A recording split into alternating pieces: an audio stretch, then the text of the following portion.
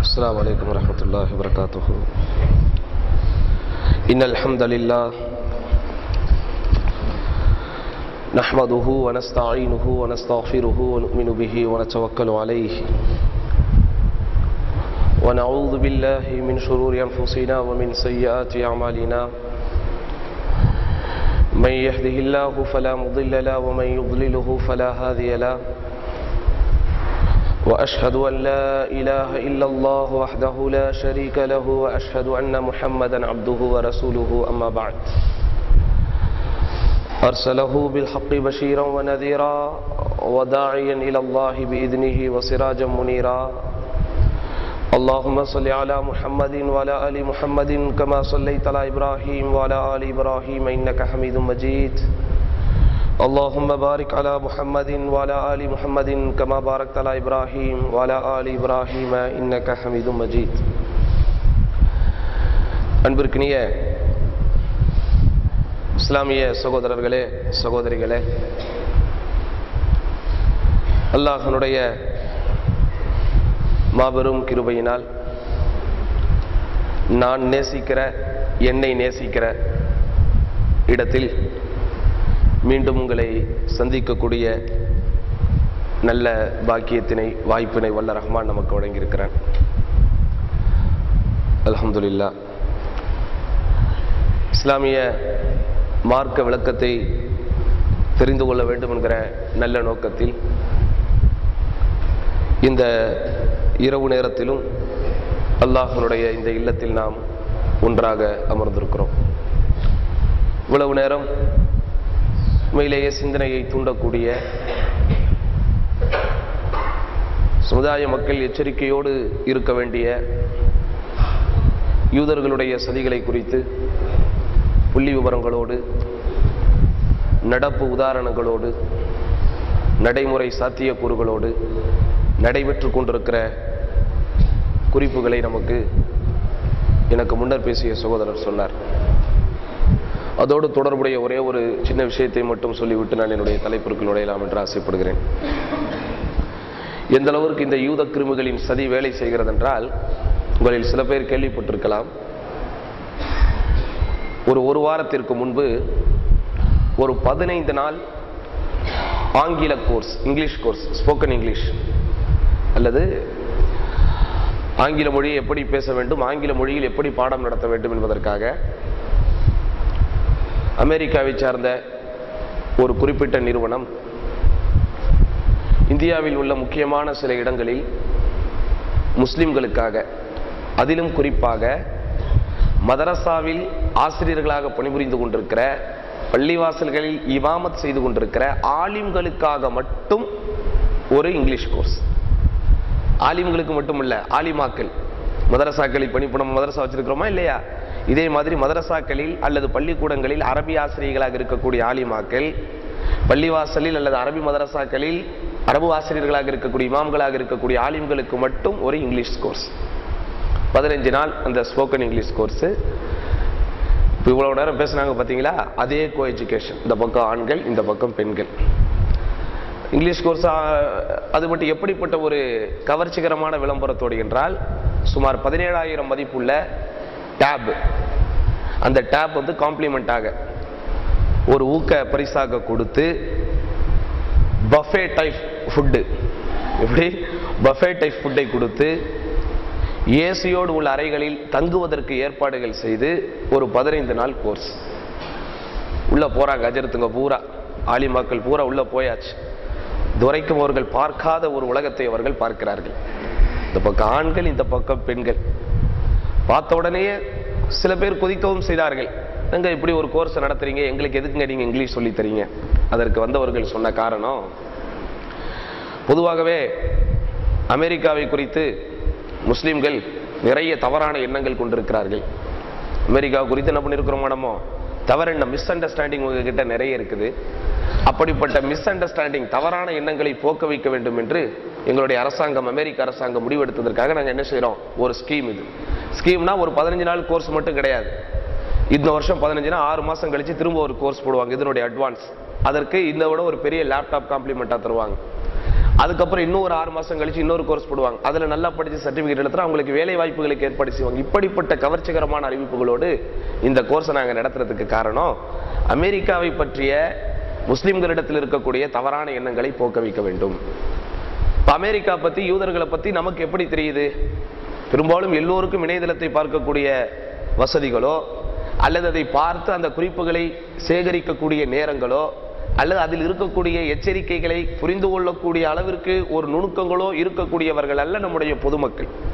அப்படிதானா? அப்ப அவர்களுக்கு இப்படிப்பட்ட விழிப்புணர்வுகளை தருவது யாரு? இவ்வளவு நேரம் நீங்க பாத்தீங்க, நிறைய விஷயங்களை உங்களுக்கு சொன்னார்.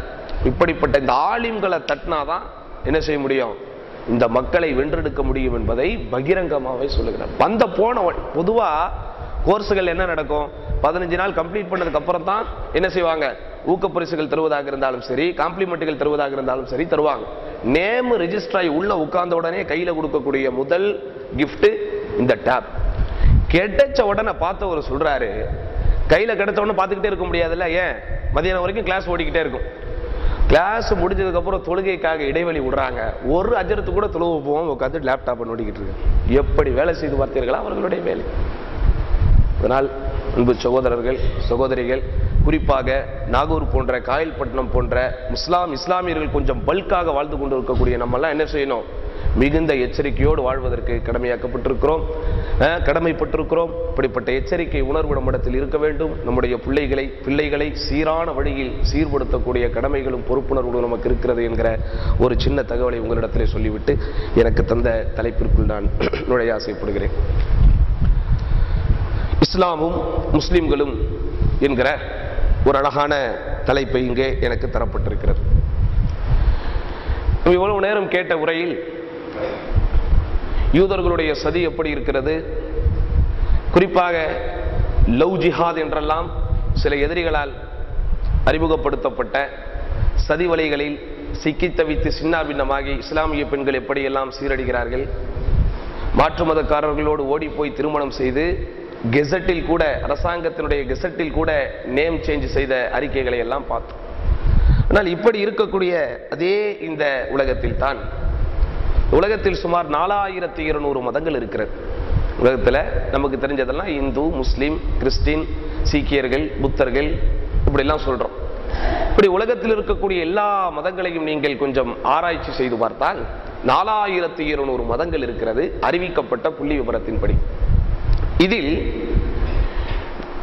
தேர்ச்சி அடைகிற மதங்கள், வீழ்ச்சி அடைகிற மதங்கள் என்றெல்லாம் இருக்கிறது.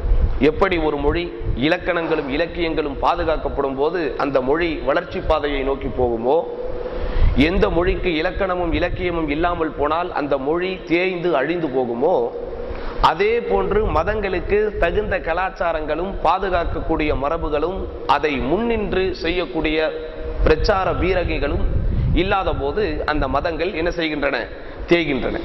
அப்போ ஒவ்வொரு மதத்தினுடைய வளர்ச்சியின் விகிதாச்சாரங்களை தேர்ந்தெடுக்கிறார்கள். இப்போ கிறிஸ்தவர்கள் லட்சக்கணக்கில் மாறுறாங்கன்னா சொன்னாங்க.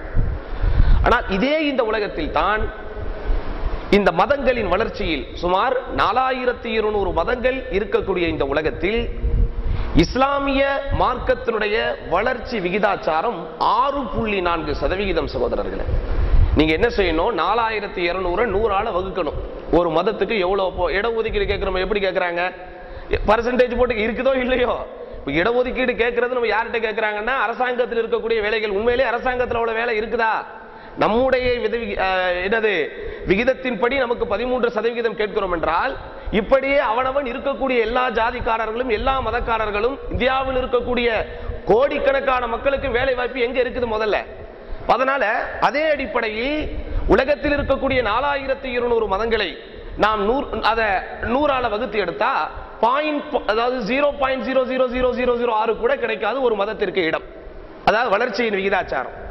இதுல இத்தனை எதிர்ப்புகள், இத்தனை காழ்ப்புணர்ச்சிகள், இத்தனை கரடுமுரடான தாக்குதல்கள், உலகம் அனைத்தும் ஒன்றாக சேர்ந்து மீடியா வழியாக போர் செய்தல், உலகம் முழுவதும் இஸ்லாமியர்கள் வாழுகிற இடத்தில் யூத கலாச்சாரத்தின் வாசல்களை திறந்து வைத்து சிந்தனை யுத்தம் நடத்துதல், கத்தியின்றி யுத்தமின்றி, கத்தியின்றி ரத்தமின்றி சிந்தனை புரட்சிகள் ஏற்படுத்துதல், இப்படி எல்லா வகையிலும் இஸ்லாமிய மார்க்கம் எதிர்ப்புகளை சந்தித்தால் கூட அதை எதிர்க்கிற ஒரு எதிர்ப்பு சக்தியை அல்லாஹ் நமக்கு இயற்கையாலே கொடுத்திருக்கிறான். அதனால தான் நம்முடைய மார்க்கத்தின் வளர்ச்சி விகிதாச்சாரம் 6.4% என்று அங்கீகரிக்கப்பட்ட புள்ளி விவரம் சொல்லுகிறது. எந்த நாட்டில் எல்லாருக்கும் தெரியும் இஸ்லாமியர்களுக்கும் முஸ்லிம்களுக்கும் எதிரிகள் யார் உலக அளவில் என்று கேட்டால் சின்ன பிள்ளை கூட சொல்லிடும் அமெரிக்கா. இஸ்ரேலை கள்ள குழந்தையாக தத்து குழந்தையாக எடுத்து வளர்த்துக் கொண்டிருக்கிற பாதுகாத்துக் கொண்டிருக்கிற அமெரிக்கா தான் என்னது உலக முஸ்லிம்களுக்கு எதிரி என்று சொல்லுவோம். ஆனால் அந்த அமெரிக்காவில் இன்றைக்கு ஆயிரக்கணக்கானவர்கள் இஸ்லாத்தை நோக்கி வந்து கொண்டிருக்கிறார்கள். வருடம் ஒன்றுக்கு சுமார் 25 பிரித்தானியர்கள் இஸ்லாத்தை தழுவுகிறார்கள். சீனமா நாடு பௌத்த மதத்தின் ஊறி போய் பௌத்த மதத்தின் கொள்கைகளை பாதுகாக்க வேண்டும் என்று இருக்கிற அந்த நாட்டில் மட்டும் ஆயிரக்கணக்கில் மஸ்ஜிதுகள் இன்றைக்கு பெருகிக் கொண்டிருக்கின்றன. அப்போ அதனால ஒரு மார்க்கத்தின் மக்கள் இருக்கிறார்கள், மார்க்கத்தை விட்டு மக்கள் போகிறார்கள் என்பது கவனிக்கப்பட வேண்டிய விஷயமாக இருந்தாலும் கூட போட்டி களத்தில் நம்மோடு போட்டி போடுகிற தகுதி யாருக்கும் இல்லை என்பதை நாம் புரிந்து கொள்ள வேண்டும். காரணம், நம்முடைய மார்க்கம் மதகுருமார்களாலோ மனிதர்களாலோ அறிஞர்கள் என்று அழைக்கப்பட்டவர்களாலோ சமுதாயத்தின் மரபை பாதுகாக்க போராடிய பெரியவர்கள் என்று சொல்லப்பட்டவர்களாலோ எழுதி வைக்கப்பட்டு உருவாக்கப்பட்ட மார்க்கம் அல்ல இது. எப்படி இந்த மார்க்கத்தினுடைய தோற்றம், இந்த மார்க்கத்தினுடைய துவக்கம், இந்த மார்க்கத்தினுடைய சிந்தனை, இந்த மார்க்கத்தினுடைய தாற்பயங்கள், இந்த மார்க்கத்தினுடைய தத்துவங்கள், அது போதிக்கிற ஒழுக்க விழுமியங்கள் எல்லாம் படைத்த இறைவனால் போதிக்கப்பட்டது. யுரீதூன லியுத்ஃபிஉ நூரல்லாஹி பிஅஃவாஹிஹிம் வல்லாஹு முத்திம்மு நூரிஹி வலவ் கரிஹல் காஃபிரூன். அல்லாஹ் சொல்லிட்டான், இவன் எவ்வளவு வந்தாலும் சரி முஸல்லா இல்லடா, முஸல்லா இல்லை, அதற்கு மேல் நாம் கட்டுகிற மிஹ்ராபிற்குள் அவன் வந்தால் கூட நம்ம எவனாலும் ஒண்ணு செஞ்சிட முடியாது. அல்லாஹ் சொல்லிவிட்டான், முத்திம்மு நூரிஹி, அவனுடைய ஒளியை அவன் பரிபூர்ணப்படுத்தத்தான் செய்வான். ஆனால் எதிர்ப்புகள் இருக்கிறது, எதிர்ப்புகள் இருக்கிறது. இந்தியா முழுவதும் இந்தியா முழுவதும் மதங்களுக்கு அப்பாற்பட்டு, கட்சிகளுக்கு அப்பாற்பட்டு, அவர்கள் சார்ந்திருக்கிற ஜாதிய துவேஷங்களுக்கு அப்பாற்பட்டு முஸ்லிம்களுக்கு எதிராக செயல்படுகிறார்கள் என்பதற்காக, அதற்காக மட்டுமே குஜராத்தில் இருந்து கிளம்பி வந்த கேடிகளை கூட பேடிகளை கூட மாபெரும் வீரர்களாக இன்றைக்கு காட்டக்கூடியதை பார்க்கிறோம். ஒரு வரலாறு தெரியாது, ஒரு ஆங்கிலத்தில் சரளமாக பேச தெரியாது, நடந்து முடிந்த சரித்திர குறிப்புகளை புள்ளி விவரங்களோடு எடுத்துச் சொல்ல தெரியாது, மேடை ஏறுகின்ற மேடைகளில் எல்லாம் தப்பு தவறுகளாக வரலாறுகளை உளறி கொட்டி தீர்க்கக்கூடியவன் கூட இந்த தேசத்தின் மாபெரும் தலைவனாக காட்டப்படுவான். காரணம், அவன் இஸ்லாத்தையும் முஸ்லிம்களையும் எதிர்க்கிறான் என்பதனால். அதனால் எதிர்ப்புகள் இருக்கும், எதிரிகள் இருக்கத்தான் செய்வார்கள். ஆனால் இந்த போட்டி களத்தில் நாம் எப்படி இருக்க வேண்டும் என்கிற ஒரு சிந்தனையை உங்களுக்கு தருவதற்காகத்தான் இஸ்லாமும் முஸ்லிம்களும் என்கிற தலைப்பு. அல்லாஹ் சுப்ஹானஹு வ தஆலா திருக்குர்ஆனில் மிக தெளிவாக சொல்லிவிட்டான், யக்கும் மின்கும் 20 சாபிரா. முஸ்லிம்களே, உங்களில் 20 பேர்கள் பொறுமையாளர்களாக இறைவன் விரும்புகிற விதத்தில் விருந்து விட்டால் நீங்கள் 200 பேருக்கு சமம் என்று சொல்லுகிறான். 1க்கு 10, எப்படி 1க்கு 10, உங்களில் 100 பேர் இருந்தால் 1000 பேருக்கு சமம் என்று அல்லாஹ் சொல்லிவிட்டான். அப்ப இங்க என்ன, இஸ்லாத்தை வளர்ச்சி பாதையில் நோக்கி செல்ல வைக்க வேண்டும் என்கிற ஒரு உணர்வு உங்களுடைய ரத்தத்தில் ஓடுகிறது என்றால், உங்கள் சிந்தனையின் அடி ஆழத்தில் அமைந்திருக்கிறது என்றால், அல்லாஹ் சுப்ஹானஹு வ தஆலா திருக்குர்ஆனில் சொல்கிறானே, யக்கும் மின்கும் 20 சாபிரா, ஒரு உண்மையான கடைந்தெடுத்த 20 முஸ்லிம்கள் உங்களிடத்தில் இருந்தால் அவன் 200 பேருக்கு சமம் என்று சொல்கிறானே, அப்படிப்பட்ட முஸ்லிம்களாய் நாம் வாழ வேண்டும் சகோதரர்களே. அப்படி நாம் வாழ்ந்தால் அவன் நம் வீட்டு முஸல்லா அல்ல, நம் பள்ளியின் முஸல்லா அல்ல, நம் வீட்டின் முற்றன்மழை கூட அவனால் வர முடியாது. ஆனா இன்னைக்கு நம்ம அப்படி இல்லை. எப்படி ஆகிவிட்டது இன்றைக்கு இஸ்லாமிய மார்க்கம், எப்படி ஆகிவிட்டது இன்றைக்கு இஸ்லாத்தை பின்பற்றக்கூடிய முஸ்லிம்களின் நிலை. ஒவ்வொன்றாக பாருங்கள். இஸ்லாத்தில் என்ன இல்லை, இஸ்லாமிய மார்க்கத்தில் என்ன இல்லை? அறிவுபூர்வமான கடவுள் கொள்கை இஸ்லாத்திலே இருக்கிறது. அதனுடைய கடவுள் கொள்கையை யாராவது குறை சொல்ல முடியுமா? இஸ்லாம் சொல்லக்கூடிய கடவுள் கொள்கையையும் உலக மதங்கள் சொல்லுகிற கடவுள் கொள்கையையும் ஒரே மேடையில் போட்டு விமர்சிப்பதற்கு, இதற்கு பதில் சொல்லுவதற்கு எப்படிப்பட்ட அறிஞனுக்கும் துணிவு இருக்குமா? சின்ன பையன் சொல்லிடுவான், ஒரு கடைக்கு ஒரு ஓனர் தானையா இருக்க முடியும், ஒரு ஸ்கூலுக்கு ஒரு ஹெட் மாஸ்டர் தானையா இருக்க முடியும், ஒரு குடும்பத்திற்கு ஒரு தலைவன் தானையா இருக்க முடியும், அதே போன்று இந்த ஒரு உலகத்திற்கு ஒரு இறைவன் தான் இருக்க முடியும்னு சொல்லிடுவான். அப்ப நம்ம கடவுள் கொள்கையில் அவனால கைவிக்க முடியாது. படைப்புகள் ஒருபோதும் படைப்பாளனாக ஆக முடியாது என்கிற மாபெரும் அறிவுபூர்வமான ஒரு சிந்தனை ரீதியான, ஒரு தத்துவார்த்த ரீதியான, அனைத்துலகமும் அனைத்து மனிதர்களும் எந்த விதமான கருத்து வேறுபாடும் இல்லாமல் மாற்றமான கருத்துக்களை சொல்ல முடியாமல் இயற்கையோடு ஒத்து போகிற கடவுள் கொள்கை இஸ்லாத்தில். காரணம், அது இறைவனால் அமைக்கப்பட்ட கொள்கை. மனிதர்களாலோ மதகுருமார்களாலோ அல்லது மரபுகளை பாதுகாக்க புறப்பட்ட பெரியவர்கள் என்று அழைக்கப்பட்டவர்களாலோ உருவாக்கப்பட்ட விழுமியங்கள் அல்ல நம்முடைய மார்க்கத்தின் அடிப்படைகள். அது மட்டுமா, இந்த இஸ்லாமிய கடவுள் கொள்கையை, இந்த இஸ்லாமிய மார்க்கத்தை எடுத்து எம்புவதற்காக இறை தூதர் என்கிற ஒரு சிஸ்டம் இஸ்லாத்தில் இருக்கிறதே, அதற்கு ஒப்பாக ஏதேனும் கொள்கை உண்டுமா? உங்களுடைய மதத்திற்கு போதகர் யார் என்றால் ஒவ்வொரு மதமும் 1000 பேரை சொல்லும். ஒவ்வொரு மதமும் அந்த மதத்தை தோற்றுவித்த தலைவரின் பேரை சொல்லும். அந்த தலைவருடைய வாழ்க்கையை கொண்டு வா. எங்கள் இஸ்லாத்தை இந்த உலகத்திற்கு எடுத்துரைத்த எங்கள் பெருமானார் ஸல்லல்லாஹு அலைஹி வஸல்லம் வாழ்க்கையை கொண்டு வருகிறேன். ஒரே மேடையில் வைத்து பார்க்கலாமா? அதிலையும் யாராலும் நீக்க முடியாது. உலகத்தின் எத்தனை பெரிய மதங்களாக இருந்தாலும், எத்தனை பெரிய இசங்களாக இருந்தாலும், அதை தோற்றுவித்த நிறுவனர்கள் எல்லோருடைய சரிதையை கொண்டு வாருங்கள். அது அவர்கள் கைப்பட எழுதிய, அவர்கள் கையால் எழுதிய அவர்களுடைய சொந்த வாழ்க்கை சரிதியாக கூட இருக்கட்டும், எங்கள் பெருமானார் ஸல்லல்லாஹு அலைஹி வஸல்லம் வாழ்க்கையையும் தருகிறேன். ஒத்து பார்த்தால் எதுங்க பெஸ்ட்? அவனே ஒத்துக்குவான். அதனால தான் 100 புரட்சியாளர்களை தேர்ந்தெடுத்த மார்க்கத்தில் இல்லாத ஒருவன் கூட முதல் இடத்தை முகமது நபிக்கு கொடுத்தான். அப்போ இங்கே இறை தூதர் நெறி என்பதையும் அவர்களால் என்ன செய்ய முடியாது? குறை பேசவோ, விமர்சிக்கவோ, போட்டியின் களத்தில் நிற்க வைக்கவோ முடியாது. காரணம், உலகத்தில் வாழ்ந்து கொண்டிருக்கிற மறைந்த இசங்களை, கொள்கைகளை உருவாக்கிய எல்லா தலைவர்களுக்கும் மனிதன் என்கிற முறையில் மறுபக்கம் உண்டு. ஆனால் மறுபக்கமே இல்லாமல் ஒரு பக்கத்தோடு வாழ்ந்து மறைந்த ஒரே தலைவர் அல்லாஹ்வின் தூதர், மனிதரில் புனிதர் முகமது நபி ஸல்லல்லாஹு அலைஹி வஸல்லம் தான். அப்போ அவனால் என்ன செஞ்சிட முடியாது?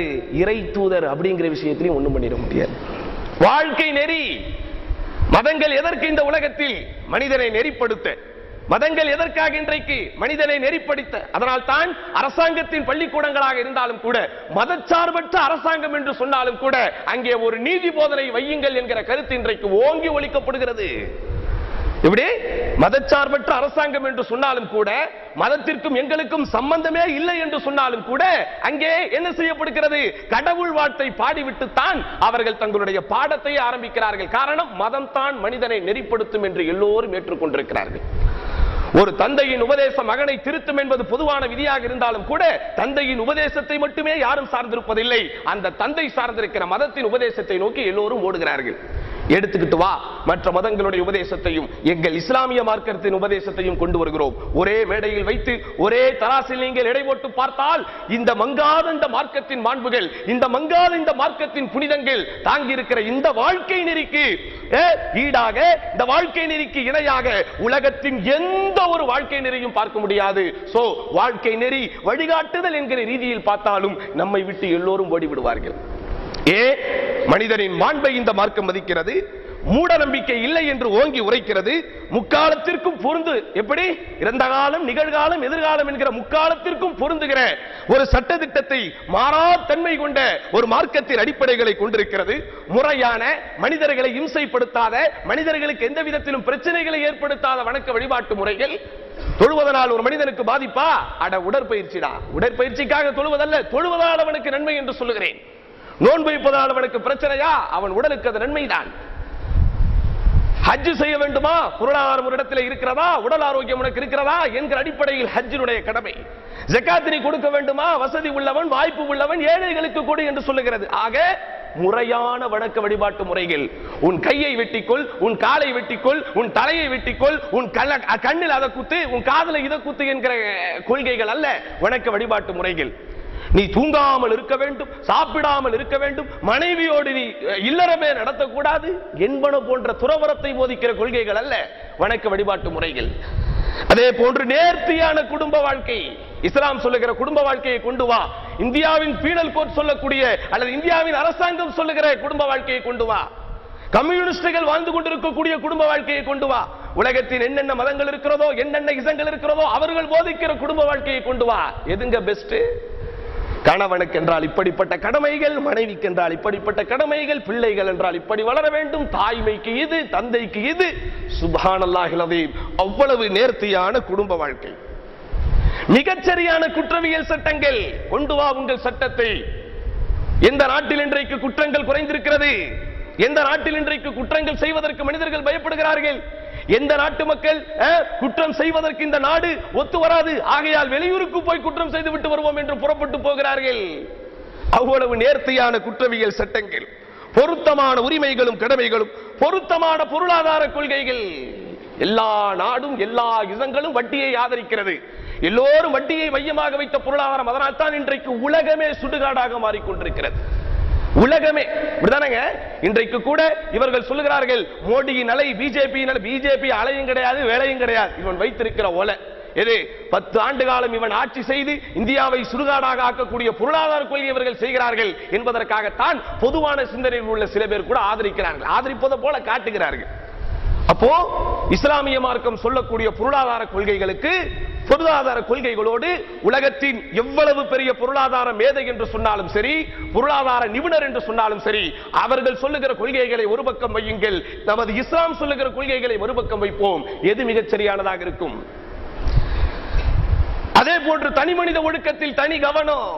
இஸ்லாம் சொல்லுவதை போல் தனி மனித ஒழுக்கத்தை போதிக்கக்கூடிய ஏனைய நெறிகள் உண்டுமா? இஸ்லாமிய மார்க்கம் போதிப்பதை போல் தனி மனித ஒழுக்கத்தில் கவனம் செலுத்தக்கூடிய ஒரு கொள்கைகள் உண்டுமா? இல்லை. அதே போன்று தீண்டாமை இல்லை, அர்த்தமுள்ள நீதி போதனைகள், எப்படி பெருமை அடிக்க கூடாது, பொறுமையா இருக்கணும், கோபப்படக்கூடாது என்று சகோதரர்களே புரட்டுகிற பக்கங்கள் எல்லாம் புனிதங்கள். வாழ்க்கையின் நெறி, மார்க்கத்தினுடைய அல்லது மதத்தினுடைய அந்த சட்டதிட்டங்கள் என்கிற ரீதியில் நம்மள ஒண்ணும் பண்ண முடியாது. என்ன பிரச்சனைங்க? ஒரே பிரச்சனை, அதை பின்பற்ற விடாமல் அல்லது அதை பின்பற்றாமல் முஸ்லிம்கள் இருக்கிறோம் பாத்தீங்களா? இங்கதான் நாம் நம்முடைய தோல்வியை ஒப்புக்கொண்டாக வேண்டியிருக்கிறோம். கடவுள் கொள்கையில நம்ம தான், இறை தூதுவ கொள்கையிலும் நம்ம தான், நேர்த்தியான வாழ்க்கை நெறியை சட்டதிட்டங்கள் என்பதில் நம்ம தான், எல்லாம் நம்ம தான். எக்ஸாம் எழுத வந்தா போட்டின்னு இதுக்கு ஒரு தேர்தல் நடத்தா யாரும் டெபாசிட் கூட வாங்க முடியாது. அப்படிப்பட்ட கொள்கைகளுக்கு நாம் சொந்தக்காரர்கள். இதுக்கு நம்ம பெருமை கிடையாது. காரணம் இது நமக்கு கொடுத்தது அல்ல. இது நமக்கு கொடுத்தது இஸ்லாமியர்கள் அல்லது இஸ்லாமிய மதத்தை சார்ந்த முல்லாக்களிடமிருந்து வந்ததல்ல, எல்லோரையும் படைத்த அல்லாஹ்விடம் இருந்து வந்தது. அதனால அதுல எதுலயும் பிரச்சனை கிடையாது. எல்லாரையும் இதுல வாஷ் அவுட் பண்ணிடலாம். பிரச்சனை என்ன? அந்த இஸ்லாம் இன்றைக்கு முஸ்லிம்களிடத்தில் இருக்கிறதா? அதுதான் இன்றைக்கு கவலை. எல்லாவற்றிலும் இன்றைக்கு இஸ்லாமியர்கள் தலைகீழாக மாற்றிவிட்டோம். 1400 ஆண்டுகளுக்கு முன்பு கண்டதே காட்சி கொண்டதே கோலம் என்று காட்டுமிராண்டித்தனமாக வாழ்ந்த மனிதர்களை எப்படியெல்லாம் பெருமானார் ஸல்லல்லாஹு அலைஹி வஸல்லம் புடம் போட்ட தங்கமாய், மனிதகுல சிங்கமாய், மார்க்கத்தினுடைய ஒரு மாண்புகளை பேணக்கூடிய ஒரு அங்கமாய் மாற்றினார்களோ, அப்படிப்பட்ட வாழ்க்கை திட்டம், ஒரு செயல்பாடு இன்றைக்கு நம்மிடத்தில் இல்லை என்பதுதான் நம்மிடத்தில் இருக்கக்கூடிய பிரச்சனைகளே. ஒவ்வொரு விஷயமா பாருங்க, எப்படி இன்றைக்கு இஸ்லாம் எப்படி இருக்கிறது, முஸ்லிம்கள் எப்படி இருக்கிறோம். திருமணம் ஆம்பளை பொம்பளைக்கு குடு அப்படின்னு இஸ்லாம் சொல்லுது. ஆனா இங்க என்ன நடக்குது? பொம்பளை, அதாவது ஆம்பளை பொம்பளைக்கு குடு அப்படின்னு இஸ்லாம் சொல்லுது. ஆனா இன்றைக்கு ஆம்பளை பொம்பளை கிட்ட வாங்குறான். இப்படி இருந்தா அப்புறம் எப்படி? மார்க்கம் இருக்கிறது, மங்காத புகழ் கொண்ட மாறா தன்மை கொண்ட மாண்புகளை உள்ளடக்கி இருக்கக்கூடிய மகத்துவமான மார்க்கம் நம்மிடத்தில் இருக்கிறது. ஆனால் அது நம்மிடத்தில் செயல்பாடுகள் இருக்கிறதா? ஒரு ஆணும் பெண்ணும் ஒரு 2 மனங்களும் இல்லறத்தில் இணையக்கூடிய திருமணம் என்கிற புனிதம் காக்கப்பட, அதனுடைய முதல் நிபந்தனையாக ஆக்கப்பட பெருமானார் ஸல்லல்லாஹு அலைஹி வஸல்லம் மகருக்கு சொன்னார்கள். அல்லாஹ் திருமறை திருக்குர்ஆனில் ஃபாத்துன் நிஸா சதுகாத்திஹின்ன நிஹ்லா, மனமு வந்து பெண்களுக்கு தரக்கூடிய மனக்குடையை கொடு என்று அல்லாஹ் கட்டளை போடுகிறான். ஆனால் இவனோ எடு என்று சொல்லுகிறான். அவ்வளவு ஏங்க. ரமதானில் நடக்கக்கூடிய இரவு தொழுகை எப்படி இருந்துச்சு ரசூலுல்லாஹ் காலத்துல? முதல் பெருமானார் ஸல்லல்லாஹு அலைஹி வஸல்லம் இரவு தொழுகையை பள்ளிவாசலில் அறிவிக்கிறார்கள். பாதி பள்ளிவாசல் நிறையுது. 2வது நாள் முழு பள்ளிவாசல் நிறைகிறது. 3வது நாள் வெளியிலும் கூட்டம் வருகிறது. அப்படியே நம் ஒரு சியாமரைக்காயர் தெருவு பள்ளிக்கு வாருங்கள், அல்லது இந்தியாவில் இருக்கிற உலகத்தில் இருக்கிற எல்லா மஸ்ஜிதுகளுக்கும் வாருங்கள். முதல் நாள் எப்படி பள்ளிக்கு வெளியே வரைக்கும் கூட்டம், 2வது நாள் பள்ளிக்கு உள்ள வரைக்கும் கூட்டம், 3வது நாள் முடிஞ்சு போச்சு, ஒரே அந்த முக்கா சப்பு தான். இதற்கு அடுத்து அவர்களை பார்க்கணும்னா சுமார் 24 நாட்கள் தான் காத்திருக்க வேண்டும். ஏன் என்ன வரணும்? அதுக்கு அடுத்து 27வது இரவு வரணும். வந்தாதான் நான் வருவேன் இன்றைக்கும் தெளிவாக இருக்கிறார்கள். சரிப்பா 27 தான் வந்துருச்சு, 28 29 அப்படியாவது இருந்துட்டு போடா. நோ, அதுக்கு அடுத்து நான் பெருநாக்கு தான் வருவேன், அப்படியே ஓடிடும். இதுதான் இன்றைக்கு முஸ்லிம்கள். இப்படி தலைகீழ் மாற்றம். அதே போன்று பாருங்கள், பெருமானார் ஸல்லல்லாஹு அலைஹி வஸல்லம் அவர்களுடைய போதனை அல்லது அந்த மக்கள் வாழ்ந்த வாழ்க்கை, கோபம் வரும்போது என்ன சொன்னாங்க ரசூலுல்லாஹ்? நின்னுகிட்டு இருக்கிறவன் கோபம் வந்தா உட்காரணும், உட்கார்ந்துகிட்டு இருக்கிறவன் கோபம் வந்தா படுக்கணும். ஆனால் இன்றைக்கு என்ன நடக்கிறது? படுத்துக் கொண்டிருக்கிறவனுக்கு கோபம் வந்தால் எந்திரிச்சு உட்கார்றான், உட்கார்ந்து இருக்கிறவனுக்கு கோபம் வந்தா எந்திரிச்சு நிக்கிறான். கோபம் வந்தா ரசூலுல்லாஹ் தண்ணி குடிக்க சொன்னார்கள், இவனோ கோபம் வந்தால் கையில் இருக்கிற தண்ணியும் தூக்கி வீசுறான். இதுதான் பிரச்சனை. இப்படி சகோதரர்களை தலைகீழ் ஒரு வாழ்க்கை. அதனாலதான் இன்றைக்கு பரக்கத் இல்லை. பரக்கத்துன்னு சொன்ன உடனே இன்னொரு ஞாபகம் வருது. பெருமானார் ஸல்லல்லாஹு அலைஹி வஸல்லம் காலத்தில் பரக்கத் என்கிற வார்த்தை நிறைய இடத்தில் பயன்படுத்தப்பட்டது. திருமணத்துக்கு என்னங்க துவா? பாரக்கல்லாஹு லக வ பாரக அலைக வ ஜமஅ பைனகுமா ஃபீ கைர். ரெண்டு பரக்கத்தை சொன்னார்கள் ரசூலுல்லாஹ். பாரக்கல்லாஹு லக வ பாரக அலைக. என்ன அர்த்தம் இதற்கு? அல்லாஹ் உனக்கு அருள் புரியட்டும், மேலும் அல்லாஹ் உங்கள் இருவர் மீதும் அருள் புரியட்டும், நன்மையான காரியத்தில் உங்கள் மீது உங்கள் இருவரையும் ஒன்றிணைத்து வைக்கட்டும் என்று அல்லாஹ்வின் தூதர் ஸல்லல்லாஹு அலைஹி வஸல்லம் இஸ்லாமிய ஷரியத்தின் அடிப்படையில் பரக்கத் என்கிற வார்த்தையை அருளுக்கு பயன்படுத்தினார்கள். ஆனால் நாமோ முஸ்லிம்களோ பரக்கத் என்கிற வார்த்தையை பொருளுக்கு பயன்படுத்துகிறோம். எப்படிங்க இருக்கிறார் உங்க புள்ள? துபாயில இருக்கிறாஹா, பரக்கத்தா இருக்கிறாஹா. எப்படிங்க இருக்கிறாரு உங்க மருமக புள்ள? உள்ளூர்ல இருக்கிறாரு, பரக்கத்தே இல்லாம இருக்கிறாரு. பரக்கத் என்கிற வார்த்தை பெருமானாரின் காலத்தில் அருளுக்காக பயன்படுத்தப்பட்டது. ஆனால் நாம் வாழ்ந்து கொண்டிருக்கிற இந்த காலத்திலோ பரக்கத் என்கிற புனிதமான பொருள் கேவலம் பொருளுக்காக மட்டுமே பயன்படுத்தப்படுகிறது. எப்படிங்க இருக்கு கடையில வியாபாரம்? பரக்கத்தா இருக்கு.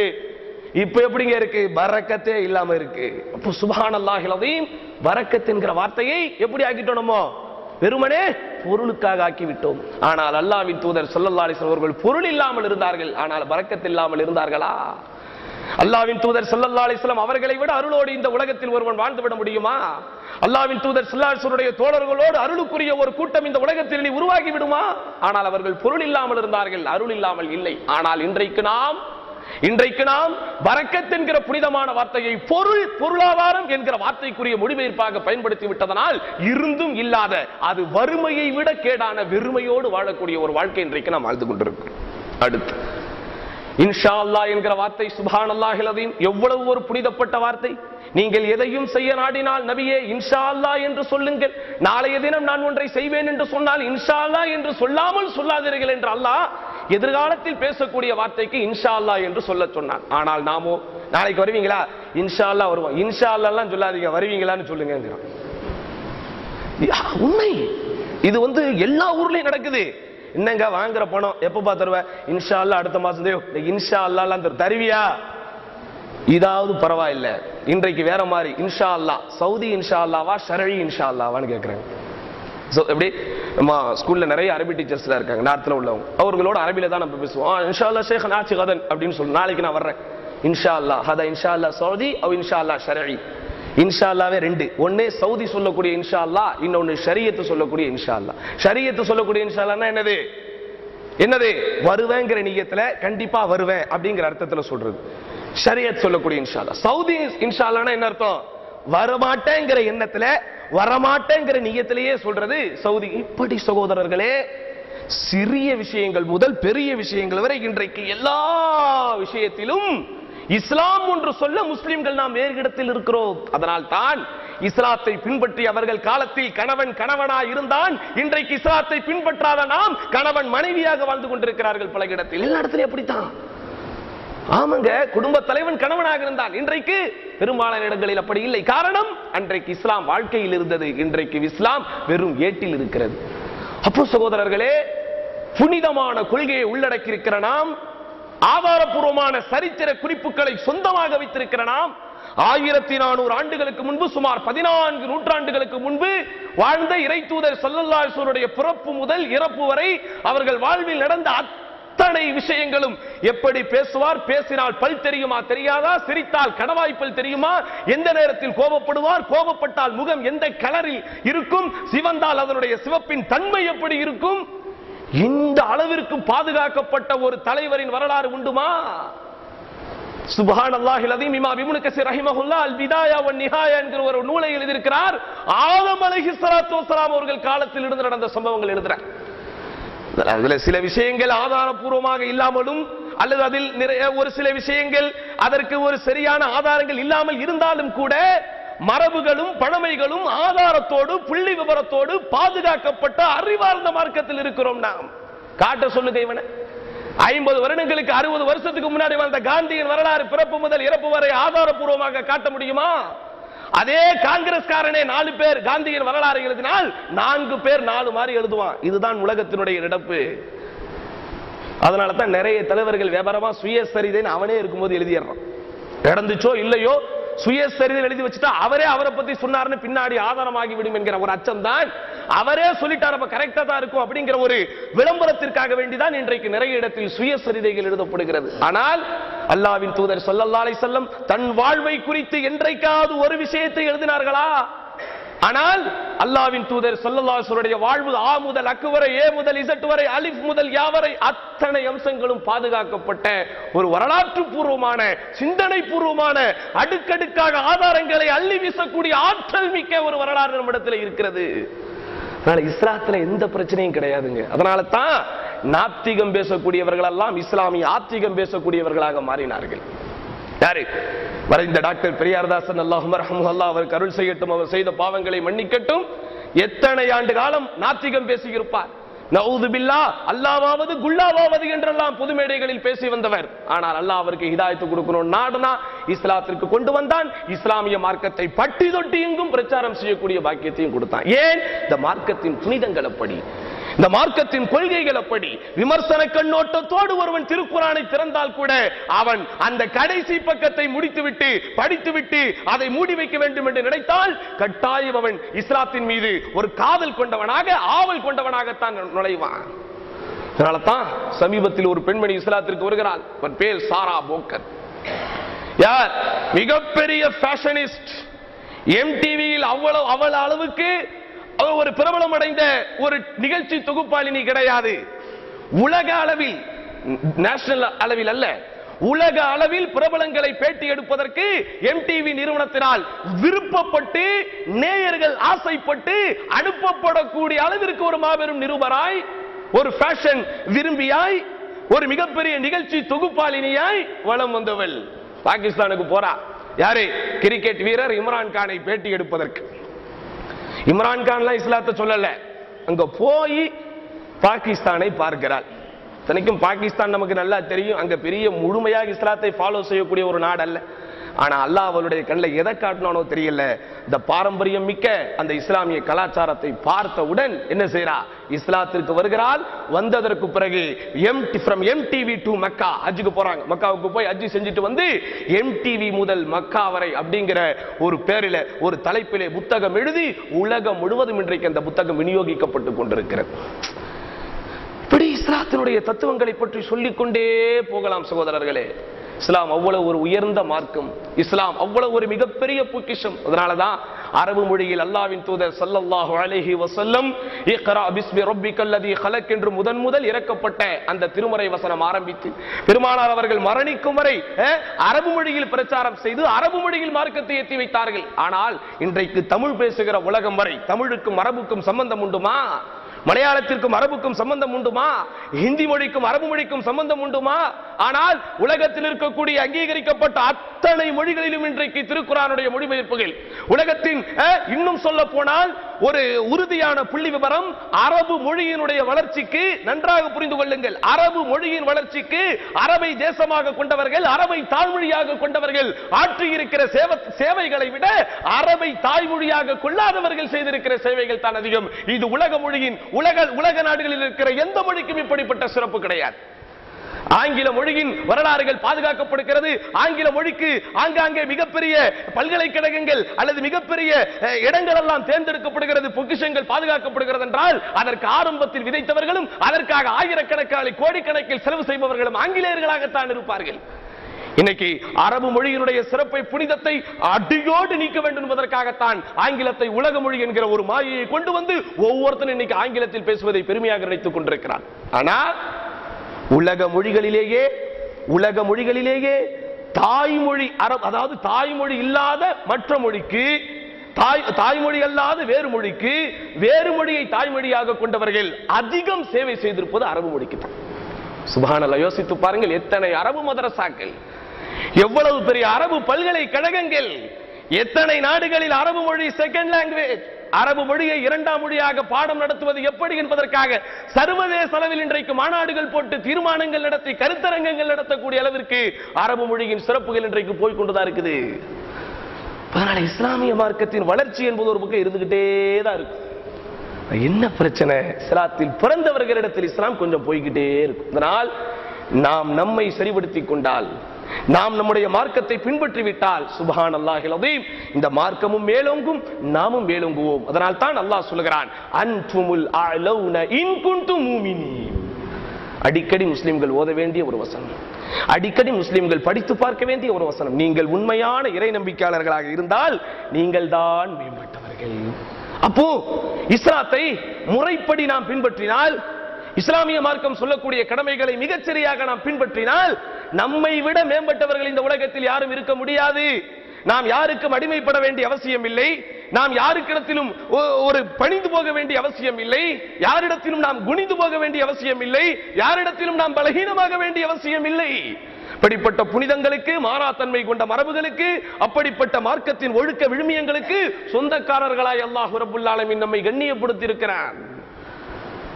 அதனால் அன்பிற்கினிய சகோதரர்களே, இஸ்லாம் என்கிற மார்க்கம் என்னிடத்தில் இருக்கிறது என்பதற்காக வேண்டி நான் சந்தோஷப்பட வேண்டும். ஆனால் இன்றைக்கு சுமையோடு வாழக்கூடிய ஒரு வாழ்க்கையில் இருக்கிறோம். என்னடா, இந்த இஸ்லாம் தான் என்னை ஹராமாக வேலை செய்ய விடாமல் தடுக்கிறது, இந்த இஸ்லாம் தான் என்னை கோடிக்கணக்கில் பொருளாதாரத்தை சேர்க்க விடாமல் தடுக்கிறது, இந்த இஸ்லாம் தான் நான் நினைத்த விடத்தில் என்டர்டைன்மெண்ட் பொழுதுபோக்கில் நான் ஈடுபடாமல் இருப்பதற்கு என்ன செய்கிறது, தடுக்கிறது என்கிற சுமைகள் இன்றைக்கு நம்மிடத்தில் இருக்கிறது. குறிப்பாக இளைஞர்களே, நீங்கள் தான் இந்த மார்க்கத்தை அதிகம் நேசிக்க கடமைப்பட்டிருக்கிறீர்கள். நீங்கள் தான் இந்த மார்க்கத்தினுடைய ஒழுக்க விழுமியங்களை அணுவணுவாக அனுபவிக்க கடமைப்பட்டிருக்கிறீர்கள். கொஞ்சம் போய் பாருங்கள், எப்படிப்பட்ட கேடுகட்ட வாழ்க்கையை ஒவ்வொருவரும் வாழ்ந்து கொண்டிருக்கிறார். ஆனால் அல்லாஹ் சுப்ஹானஹு வ தஆலா எப்படிப்பட்ட இயற்கையான மார்க்கத்தை நமக்கு கொடுத்திருக்கிறானோ, அந்த மார்க்கத்தின் அத்தனை பகுதிகளும் அழகு சகோதரர்களே, அத்தனை பகுதிகளும் அழகு. நீ சிறுநீர் கடித்தால் கூட அந்த இடத்தை கழுவு, அதுவும் வலது கையை கொண்டு பயன்படுத்தாதே என்று அவ்வளவு டீப்பாக, அவ்வளவு ஆரோக்கியத்தை பேணக்கூடிய ஒரு முஸ்லிம் சாதாரணமாக, அல்லது ஒரு மனிதன் சாதாரணமாக எந்த விஷயத்தை கூட கண்டுகொள்ளாமல் விட்டு விடுவானோ அதை கூட கண்டுபிடித்து உனக்கு சொல்லக்கூடிய மார்க்கம் இஸ்லாமிய மார்க்கம். அதனால்தான் சல்மான் அல் ஃபார்சி ரலியல்லாஹு அன்ஹு அவர்களிடத்திலே ஒரு முஷ்ரிக் கிண்டல் செய்யும் விதத்தில் ஒரு கேள்வியை கேட்டார். என்னப்பா, உங்கள் நபி எல்லாத்தையுமா உங்களுக்கு சொல்லி கொடுக்கிறாரு? ஹல் நபியுக்கும் அல்லமக்கும் குல்ல ஷை, உங்கள் நபி எல்லாத்தையும் உங்களுக்கு சொல்லிக் கொடுத்தாரு? ஆமாம், எங்களுக்கு எல்லாத்தையும் தான் சொல்லிக் கொடுத்தார். ஹத்தல் ஹிரா, திமிரோட கேள்வி. எப்படி ஹத்தல் ஹிரா, இது மலஞ்சலம் கழிக்கிறது கூட சொல்லிக் கொடுத்தாரு? நாம இருந்தா கோவப்பட்டிருப்போம், டக்குன்னு அதுக்கு ஒரு போராட்டத்தை போட்டிருப்போம், டக்குன்னு அதுக்கு ஒரு 10,000 பேரை இறக்கிருப்போம். ஆனால் சல்மான் அல் ஃபார்சி ரலியல்லாஹு அன்ஹு அதை கூட தாவாவின் வாய்ப்பாக பயன்படுத்தினார். என்ன சொன்னாங்க? ஆமாப்பா, எங்களுக்கு மலஜலம் கழிப்பதையும் எங்கள் தூதர் கற்றுக் கொடுத்தாராம். கேட்டவனுக்கு எப்படி இருக்கும் பாருங்கள் சகோதரர்களே. மக்களை வென்றெடுப்பது இப்படித்தான். எதிர்மறையாக வருபவரை கூட நேர்மறையாக மாற்றக்கூடிய ஒரு ஆற்றல், ஒரு தெம்பு நம்மிடத்தில் இருக்க வேண்டும். ஆமா, எங்க நபி எங்களுக்கு அதையும் தான் சொல்லி கொடுத்தாரு. அவன் அந்த வாயை பிளக்கும் போது, ஆச்சரியத்தில் ஆளும் போது அதையும் கப்புன்னு பிடிச்சுக்கிட்டு சொன்னார்கள் சல்மான் அல் ஃபார்சி ரலியல்லாஹு அன்ஹு, ஆமாம், எங்களுடைய தூதர் எங்களுக்கு இதையும் சொல்லி கொடுத்தார். கிப்லா திசையை நாங்கள் முன்னோக்க கூடாது, நாங்கள் சிறு மலஜலம் கிடைத்தால் அதை சுத்தமாக கழுவ வேண்டும், தண்ணீர் கிடைக்காவிட்டால் என்னது அதை செய்ய வேண்டும், அதிலும் 3 கற்களுக்கும் குறைவாக பயன்படுத்தக்கூடாது, அந்த கற்களை கூட காய்ந்த விட்டைகளோ எலும்பு துண்டுகளோ இருக்கக்கூடாது. அல்லாஹு அக்பர். எப்படி அணுவணுவாக இந்த மார்க்கத்தை ரசித்திருக்கிறார்கள் பார்த்தீர்களா? எந்த அளவிற்கு இந்த மார்க்கத்தின் மீது அவ்வளவு பெரிய ஒரு தாக்கமும் ஒரு ஈர்ப்பும், இந்த மார்க்கம் தான் நம்முடைய மறுமையின் சொர்க்கத்தை தீர்மானிக்கும் என்கிற கொள்கையில் எவ்வளவு பெரிய நம்பிக்கை அவர்களுக்கு இருந்திருக்கிறது பார்த்தீர்களா? ஆனால் இன்றைக்கு அந்த நம்பிக்கை நம்மிடத்தில் இல்லை சகோதரர்களே. இஸ்லாம் என்பது இன்றைக்கு ஒரு ரயில் பயணம் என்றாகிவிட்டது. நாகூரில் ஏறுகிற நான், காரைக்கால் எக்ஸ்பிரஸை பிடித்து நாகூரில் ஏறுகிற நான், இறங்க வேண்டிய சென்னை வந்து விட்டால் நான் இறங்கி விடுகிறேன், இறங்க வேண்டிய தாம்பரம் வந்து விட்டால் நான் இறங்கி விடுகிறேன், இறங்க வேண்டிய விழுப்புரம் வந்து விட்டால் நான் இறங்கி விடுகிறேன். அதே போன்றுதான் இஸ்லாம் என்பது. பள்ளிவாசலுக்குள் தொழுகைக்கு போறோமா அது தொழுகை, வீட்டுக்கு வந்தா அது வீடு, கடைக்கு போனா அது கடை, அது வேற டிபார்ட்மெண்ட், இது வேற டிபார்ட்மெண்ட்ங்க. அது வேற இது வேற. கோபத்தில் இருக்கிற ஒருவனிடத்தில் அல்லாஹ்வினுடைய வேதவசனத்தை சொல்லி உபதேசம் சொல்ல போனால் கண்ட நேரத்தில் கண்டதை பேசாதே என்கிறான். கோபத்தில் இருக்கிற ஒரு மனைவியை கணவன் அமைதிப்படுத்துவதற்காக அல்லாஹ்வின் வேதவசனங்களை சொல்லி பெருமானாரின் உபதேசங்களை சொல்ல ஆரம்பித்தால் அவள் முகத்தில் எரிச்சலை காட்டுகிறாள். கோபத்தில் இருக்கிற கணவன் அவனை திருத்துவதற்காக மனைவி 4 ஹதீஸ்களை சொல்லலாம், குர்ஆனுடைய வசனத்தை சொல்லலாம் என்று ஆசைப்பட்டால் அவன் மீது இவன் எரிச்சலை காட்டுகிறான். இப்படி இருந்தா எங்க நம்ம முன்னேறது? ஆனால் அல்லாஹ்வின் தூதர் ஸல்லல்லாஹு அலைஹி வஸல்லம் எப்படி சொன்னார்கள்? ரஹிமல்லாஹு ரஜுலன், அல்லாஹ் ஒரு கணவனுக்கு அருள் புரியட்டும். யார் அவன்? இரவு நேரத்தில் எழுந்திருக்கிறான், தொழுகைக்காக தன்னை தயார்படுத்திக் கொள்கிறான், பக்கத்தில் பார்க்கிறான், மனைவியோ உறங்கிக் கொண்டிருக்கிறாள். அவளுக்கும் இந்த தொழுகையின் நன்மை போகட்டுமே என்று அவளை எழுப்பதற்கு எத்தனிக்கிறான். அவளோ தூக்கத்தின் மிகுதியின் காரணத்தினால் எழுவதற்கு அடம்பிடிக்கும் போது அவளை விடக்கூடாது என்பதற்காக கணவன் சிறிதளவு தண்ணீரை தெளித்து அவளை எழுப்பி அவளோடு தொழ வைக்கிறானே, அப்படிப்பட்ட கணவனுக்கு அல்லாஹ் அருள் புரியட்டும். ரஹிமல்லாஹு மர்அத்தன், அல்லாஹ் ஒரு மனைவிக்கு அருள் புரியட்டும். யார்? இரவு நேரத்தில் எழுந்திருக்கிறாள், தொழுகைக்காக தன்னை தயார்படுத்திக் கொள்கிறாள், திரும்பி பார்க்கிறாள், கணவனோ ஆழ்ந்த உறக்கத்தில் இருக்கிறான். ஆழ்ந்த உறக்கத்தில் இருக்கிற அவனுக்கு இந்த இரவு தொழுகையின் நன்மை கிடைக்கட்டுமே என்கிற ஆர்வத்தில் கணவனை எழுப்புகிறாள். கணவனோ தூக்கத்தின் மிகுதியால் உறக்கத்தின் மிகுதியால் எடமாட்டேன் என்று அடம்பிடித்தாலும் சிறிதளவு தண்ணீரை தெளித்தாவது அவனை எழுப்பி உடன் தொட வைக்கிறாளே, அப்படிப்பட்ட மனைவிக்கு அல்லாஹ் அருள் புரியட்டும். இப்படி ஒரு அருள் நம்முடைய குடும்பத்திற்கு வேண்டாமா? இப்படி ஒரு அருள் நம் மனைவிக்கு கிடைக்கும் என்று உங்களால் கற்பனை செய்து பார்க்க முடிகிறதா? இப்படிப்பட்ட அருள் உங்கள் கணவனுக்கு கிடைக்கிறது என்று நீங்கள் கற்பனை செய்து பார்க்க முடிகிறதா? காரணம், தொழுகையை தவிர எதுக்கு வேணாலும் எழுப்பு, தொழுகைக்கு எழுப்பாதான் ஸ்ட்ரிக்டா இன்னைக்கு நிறைய பேர் சொல்லிடுறாங்க. எழுப்புனா எரிச்சல் வருது அவனுக்கு, தொழுகைக்காக எழுப்பினால் எரிச்சல் வருகிறது இன்றைக்கு. ஆனால் இஸ்லாமிய மார்க்கம் எந்த அளவிற்கு இபாதத்தில் பேணுதலோடு இருக்க சொல்கிறது, அந்த பேணுதல் இன்றைக்கு இஸ்லாமியர்களிடத்தில் இருக்கிறதா? பொருளாதாரத்தை போருங்க, எல்லாத்தையும் நான் இஸ்லாத்தை ஃபாலோ பண்றேன் ஹஸ்ரத், ஆனா இந்த பொருளாதார விஷயத்துல மட்டும் என்னால முடியல. சரி, எப்பங்க முடியும்? 4 வீடு கட்ட வேண்டியது இருக்கு, முதலையாவது ஒரு வீடு, நான் இன்னைக்கு 4 வீடுங்கிறான். ஏன்? மண்ணுல போட்ட காசும் பொண்ணுல போட்ட காசும் தான் இன்னைக்கு வீணாவதில்லை. எவன் சொன்னானோ தெரியல, எல்லா பேரும் இன்னைக்கு மண்ணுல போட ஆரம்பிச்சு. ஒரு காலத்தில் ரியல் எஸ்டேட் தொழில் என்பது பாரம்பரியமாக பரம்பரையா தாத்தா பாப்பாரு, தாத்தாக்கு அப்புறம் வாப்பா, வாப்பாக்கு அப்புறம் மகன் பார்த்து கொண்டிருந்த தொழில் இன்றைக்கு கால் கிரவுண்ட் இருப்பவர்கள் எல்லாம் ரியல் எஸ்டேட் செய்ய ஆரம்பித்து விட்டார்கள். செய்வது தவறல்ல, ஆனாலும் அந்த மண் மீது இருக்கக்கூடிய ஆசை எல்லாவற்றையும் விட்டு அவர்களை தடுத்து விட்டது. பொருளாதாரத்தை தவிர எல்லா விஷயத்திலும் ஓகே, ஆனால் பொருளாதாரம் என்று வந்து விட்டால் என்னால் முடியாது. இளைஞர்களோ, ஹஸ்ரத் நான் தொழுகிறேன், நோன்பு கூட வைக்கிறேன், ஆனா பொம்பளை பிள்ளைகளை மட்டும் பார்க்காதீங்கன்னு சொல்லாதீங்க, அது என்னால முடியாது. லவ் மட்டும் பண்ணக்கூடாதுன்னு சொல்லாதீங்க, அது என்னால முடியாது. என் கேர்ள் ஃபிரெண்டுக்கு, நாகூர்ல அப்படி இருக்காது, நாகூர்ல உள்ளவங்க நல்ல பிள்ளைங்க, நான் வெளியூரை பற்றி பேசிக் கொண்டிருக்கிறேன். கேர்ள் ஃபிரெண்டு கிட்ட மட்டும் பேசாதீங்கன்னு சொல்லாதீங்க. இப்படி சகோதரர்களே, அவனவன் அல்லது அவரவருடைய தகுதிக்கும் அல்லது அவரவருடைய துறைக்கும் அவரவருடைய தேவைக்கும் ஏற்ப இன்றைக்கு மார்க்கத்தை வளைப்பதற்குத்தான் பார்க்கிறோமே தவிர அந்த மார்க்கத்திற்கு இவன் வளைவதற்கு பார்ப்பதற்கு இல்லை சகோதரர்களே. ஃபத்வா கேட்கும் போது கூட இன்னைக்கு எப்படி கேட்கிறோம்? ஃபத்வா கேட்கும் போது கூட எந்த ஹஸ்ரத் நம்ம கேட்டா சரின்னு சொல்லுவாரோ அவர்கிட்ட கேட்கலாம். இவன் 4 கேள்வி கேட்டு நோ நோ நோன்னு ஒரு பதில் சொல்லிட்டு 5வது கேள்வி அவர்கிட்ட வரவே வராது. ஏன்டா போனே பண்ணி எதுவும் கேட்கல, நீங்க எதை கேட்டாலும் இல்ல இல்லங்கிறீங்க, அதுக்கு தான் உங்ககிட்ட நான் கேட்கறது இல்லை. இப்போ மார்க்க தீர்ப்பு கேட்டால் கூட, ஃபத்வா கேட்டால் கூட உங்கள் மன இச்சைக்கு தோதுவான பதில் சொன்னால் தான் அவரை பிடிக்கிறது, இல்லாட்டா அவர் மேல ஒரு எரிச்சல் வருது. இப்படிப்பட்ட வாழ்க்கையில் நம்ம இருந்தா அப்புறம் எங்கிட்ட நம்ம என்னது அன்துமுலாவுன இன்குந்துமு மார்க்கம் சொல்லுகிற சலுகைகளை மட்டும் எதிர்பார்க்கிறோம். நாங்கள் முஸ்லிம்கள், எங்களுக்கு சொர்க்கம், நாங்கள் முஸ்லிம்கள், அல்லாஹ் எங்களை மேம்பட்டவர் என்று குர்ஆனில் சொல்கிறான், நாங்கள் முஸ்லிம்கள், அல்லாஹ் எங்களை உயர்ந்தவர்கள் என்று சொல்கிறான் குர்ஆன், அல்லாஹ்வுடைய தூதர் என்று மார்க்கத்தின் உயர்வுகள், மார்க்கத்தின் சிறப்புகள், மார்க்கம் போதிக்கிற சலுகைகள், சொர்க்கம் போன்ற விஷயங்கள் எல்லாவற்றை சொல்லும் போதும் இவனுக்கு ஆவல் வருகிறது, ஆசை வருகிறது, அதை கேட்பதற்கு ஆறுதலாக இருக்கிறது.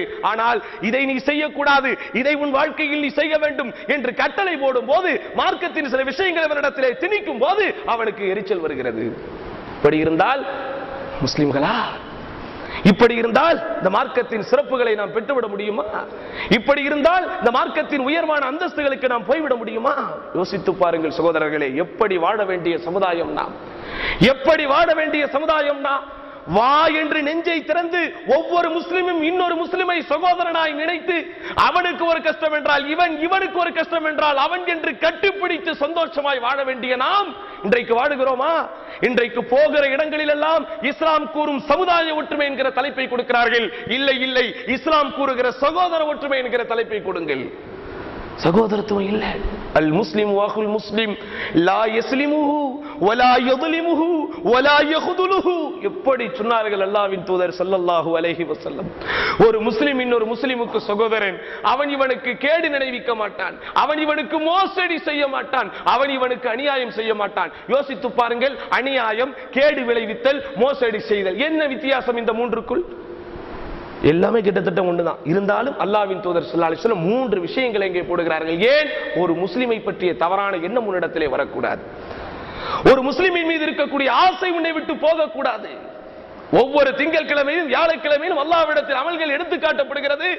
எடுத்து காட்டப்படக்கூடிய அமல்களை பார்க்கிற அல்லாஹ் அந்த மகிழ்ச்சியால் இந்த அமல்கள் செய்த அத்தனை பேருக்கும் பாவ மன்னிப்பை அல்லாஹ் ரப்பல் ஆலமீன் இந்த உலகத்தில் இறக்குகிறான். யாரை தவிர? இல்ல சுஹனா. என்ன அர்த்தம் அதுக்கு? என்ன அர்த்தம்? காழ்ப்புணர்ச்சி கொண்டவர்களை தவிர. ஒரு முஸ்லிமை பார்த்து நீங்கள் காழ்ப்புணர்ச்சி கொண்டால் போதும், அவனை சீ போடா நாயே என்று நீங்கள் பேச வேண்டிய அவசியம் இல்லை சகோதரர்களே. அவனை நீங்கள் தவறாக நினைத்து விட்டால் போதும், அந்த வாரம் முழுவதும் செய்த நன்மைக்குரிய பாவ மன்னிப்பு உங்களுக்கு கிடைக்காது. இதை யாரு சீரியஸா பார்க்கிறோம்? 10 விசாக பிரயோஜனம் இல்லாத விஷயத்தை எடுத்துக்கிட்டு இன்றைக்கு எல்லோரும் சுற்றி கொண்டிருப்பதில் இன்பம் காணுகிறார்களே தவிர, ஒரு 10 பைசாவிற்கு பிரயோஜனம் இல்லாத விஷயத்தை எல்லாம் மார்க்கத்தின் என்னவோ மிகப்பெரிய முக்கியமான கடமை என்கிற அளவிற்கு படம் காட்டுவதற்குத்தான் இன்றைக்கு தங்களை தயார்படுத்திக் கொள்கிறார்களே தவிர, மார்க்கம் சொல்லுகிற புனிதங்களை இன்றைக்கு நிறைவேற்றுவதற்கு சகோதரர்கள் உண்டா? அல் முஸ்லிமு அஹுல் முஸ்லிம், இதை விட ஒரு வார்த்தையை பயன்படுத்தவே முடியாது. மற்ற மதங்கள் எல்லாம் மனிதர்களை அழைக்கும் போது பாவிகளே என்று அழைத்தன. மற்ற மதங்கள் எல்லாம் மனிதர்களை அழைக்கும் போது என்னென்ன காரியங்கள், என்னென்ன வார்த்தைகளையோ சொல்லி அழைத்தன. ஆனால் இஸ்லாம் மட்டும்தான் மனிதர்களை மனிதர்களே, ஈமான் கொண்டவர்களே, இஸ்லாத்தில் உள்ளவர்களே என்கிற சிறப்பான வர்ணனைகளை கொடுத்து அழைத்து அந்த முஸ்லிம்களுக்கு இடையில் சகோதரர்களே என்கிற ஒரு பந்தத்தை உண்டாக்கியது. அதனால தான் ரசூலுல்லாஹ் சொன்னார்கள், லா தஹாசது வலா தபாகது வலா ததாபரு வலா தபாலமு கூனு இபாதல்லாஹி இஹ்வானா. இதை விட என்ன சொல்லிட முடியும்? 1400 ஆண்டுகளாக இந்த ஹதீசுகள் மேடை தோறும் சொல்லப்பட்டு கொண்டுதான் இருக்கிறது. ஒரு வாரத்திற்கு, ஒரு மாதத்திற்கு நீங்கள் 4 ஜும்மாக்களை கேட்கிறீர்கள் என்றால், அல்லது என்றைக்காவது 5 ஜும்மாக்களை கேட்கிறீர்கள் என்றால், குறைந்தபட்சம் ஒரு வாரத்திலாவது இந்த நபிமொழி உங்கள் செவியில் விழுந்திருக்கும். என்ன அர்த்தம் இதற்கு? லா தஹாசது, ஒருவருக்கொருவர் எதிராக பொறாமைப்படாதீர்கள். படாமல் இருக்கிறோமா? இன்றைக்கு பொறாமை கூட முஸ்லிம்களிடத்தில் வரக்கூடாது என்பதற்காகத்தான் ஒருவன் ஒரு இடத்திலே வியாபாரம் செய்கிறான் என்றால் அவனுக்கு போட்டியாக போய் கடையை திறக்காதே என்று சொல்லுகிறது மார்க்கம். ஆனா எந்த இடத்துல எவனுக்கு நல்லா ஓடுதோ வேணுக்குனே அங்க போய் இவன் ஒரு கடையை போட்டு, இவன் மச்சானுக்கு ஒரு கடையை போட்டு கொடுத்து, அட என்னது புள்ள சேர்த்தாலும் பரவாயில்ல, மகன் சேர்த்தாலும் பரவாயில்ல, மருமவளுக்கு என்ன அவன் விதவை ஆகணும்னு சொல்லுவார்களே, அந்த அடிப்படையில் நான் கெட்டாலும் பரவாயில்ல அவனும் கெடுக்கணும்னு தான் இன்றைக்கு முஸ்லிம்கள் வாழ்ந்து கொண்டிருக்கிறார்கள். எப்படி பரக்கத்து கிடைக்கும்? எப்படி அருள் கிடைக்கும்? எப்படி நீங்கள் தான் மேம்பட்டவர்கள் என்கிற வார்த்தைக்கு நாம் சொந்தக்காரர்களாக ஆக முடியும்? பொறாமை காட்டாதீர்கள். பொறாமை என்பது வெளியில் காட்டுவதா? பொறாமை என்பது வார்த்தையில் சொல்வதா? பொறாமை என்பது அவன் படுகிறானா இல்லையா என்பதை தெரியாமல் தன்மையோடு உள்ளத்தில் வருவது. அப்படிதானங்க? பெருமை அடிச்சா தெரிஞ்சிடும். அஸ்ஸலாமு அலைக்கும் அப்படின்ட்டு போனா பெருமையில சுத்துறான்டா இவன். பொறாமப்படுறாங்கிறது நீங்க எப்படி சொல்ல முடியும்? சந்தேகத்திலும் அனுமானத்திலும் தான் நீங்கள் சொல்ல முடியும். அப்போது உள்ளத்தில் வரக்கூடியது, அதை கூட நீ செய்யாதே என்று மார்க்கம் சொல்லுகிறது என்றால் எவ்வளவு பெரிய சகோதரத்துவத்தை போதிக்கிற மார்க்கம் இது! எவ்வளவு பெரிய அன்பையும் அரவணைப்பையும் ஆறுதலையும் ஒருவனை ஒருவன் நேசிக்க வேண்டும் என்கிற அந்த புனிதமான உபதேசத்தையும் நீதி போதனையும் போதிக்கிற மார்க்கம் இது. லா தஹாசது, பொறாமப்படாதப்பா. நபிகள் நாயகம் ஸல்லல்லாஹு அலைஹி வஸல்லம் சொன்ன, இய்யாக்கும் வல் ஹஸத, உங்களை பொறாமையை விட்டு நான் எச்சரிக்கை செய்கிறேன். என்ன வேணும் இதுக்கு மேல? என்ன சொல்லணும்? இய்யாக்கும் வல் ஹஸத, பொறாமையை விட்டு நான் உங்களை எச்சரிக்கை செய்கிறேன். ஏன்? ஃபஇன்னல் ஹஸத ஃபஇன்னல் ஹஸத யாக்குலுல் ஹஸனாதி கமா தஅக்குலுன் நாருல் ஹதப. எப்படி ஒரு நெருப்பு விறகை எரித்து விடுமோ, எப்படி ஒரு நெருப்பு விறகை அடித்து விடுமோ, அதுபோன்று உங்கள் நல்லறங்களை பொறாமை அடித்து விடும். அதனால் தான் அல்லாஹ் சுப்ஹானஹு வ தஆலா திருமறை திருக்குர்ஆனில் மின் ஷர்ரி ஹாஸிதின் இதா ஹஸத, பொறாமைக்காரன் பொறாமை கொள்ளும் போது ஏற்படும் தீங்கை விட்டு பாதுகாவல் தேடுகிறேன். சுப்ஹானல்லாஹ். பொறாமைப்படக்கூடாது. ரொம்ப சிம்பிளான மேட்டர். ஒருத்தன் பொறாமப்படுறானா இல்லையாங்கிறது கூட தெளிவாக தெரியாது. சந்தேகத்தில் தான் தெரியும், அனுமானத்தில் தான் தெரியும். அதனால தான் ஒருத்தன் பொறாமப்படுறான்னு தெரிஞ்சா இன்னொருத்த கிட்ட போய் சொல்லுவான், அவன் கிட்ட சொல்ல மாட்டான். இப்படி உதாரணமா என் மேல அன்சாரி ஃபிர்தௌஸி பொறாமப்படுறாருன்னா, அல்லது அவர் கொஞ்சம் அழகா இருக்காருன்னு அவர் மேல நான் பொறாமப்படுறேன்னா அவர்கிட்ட சொல்ல மாட்டேன், அல்லது அவர் என்கிட்ட சொல்ல மாட்டார். என்ன பண்ணுவாரு? போய் காதர சகாக்க கிட்ட போய் அஜரத்து என் மேல பொறாமப்படுறாரு, ஏன் சந்தை அடிச்சா தெரிஞ்ச ஏன் என்ன அடிச்சேன்னு கேட்டுடலாம். அப்ப பாருங்கள் சகோதரர்களே, நடைபெறுகிறதா இல்லையா என்பதை கூட ஒரு ஆதாரத்தோடு சொல்லாமல் அனுமானத்தின்படி தான் சொல்ல முடியும் என்கிற சின்ன விஷயம் கூட உங்களிடத்தில் வரக்கூடாது என்று இந்த மார்க்கம் ஒரு சகோதரத்துவ அந்த பந்தத்தை, அந்த பாச பிணைப்பை போதிக்கிறது என்றால் எப்படி வாழ வேண்டிய மக்கள் நாம். வலா ததாபரு, அடுத்து ஒருவருக்கொருவர் முகத்தை திருப்பிக் கொள்ளாதீர்கள். சண்டை வரும்யா, சச்சரவு வரும். நீங்கள் என்ன என்ன அதாவது யாரோடும் நான் பேச மாட்டேன் என்று இருக்க நாம் என்ன திடப்பொருளா? நான் இந்த மைக்குக்கும் இந்த மைக்குக்கும் சண்டை வராது, காரணம் அது திடப்பொருள். ஒன்றாக போடப்பட்டிருக்கிற இந்த சேருக்கும் இந்த சேருக்கும் சண்டை வராது, அது திடப்பொருள். நாம் திடப்பொருளோ திரவ பொருளோ அல்ல, நாம் ஒரு உயிருள்ள மனித பொருள்.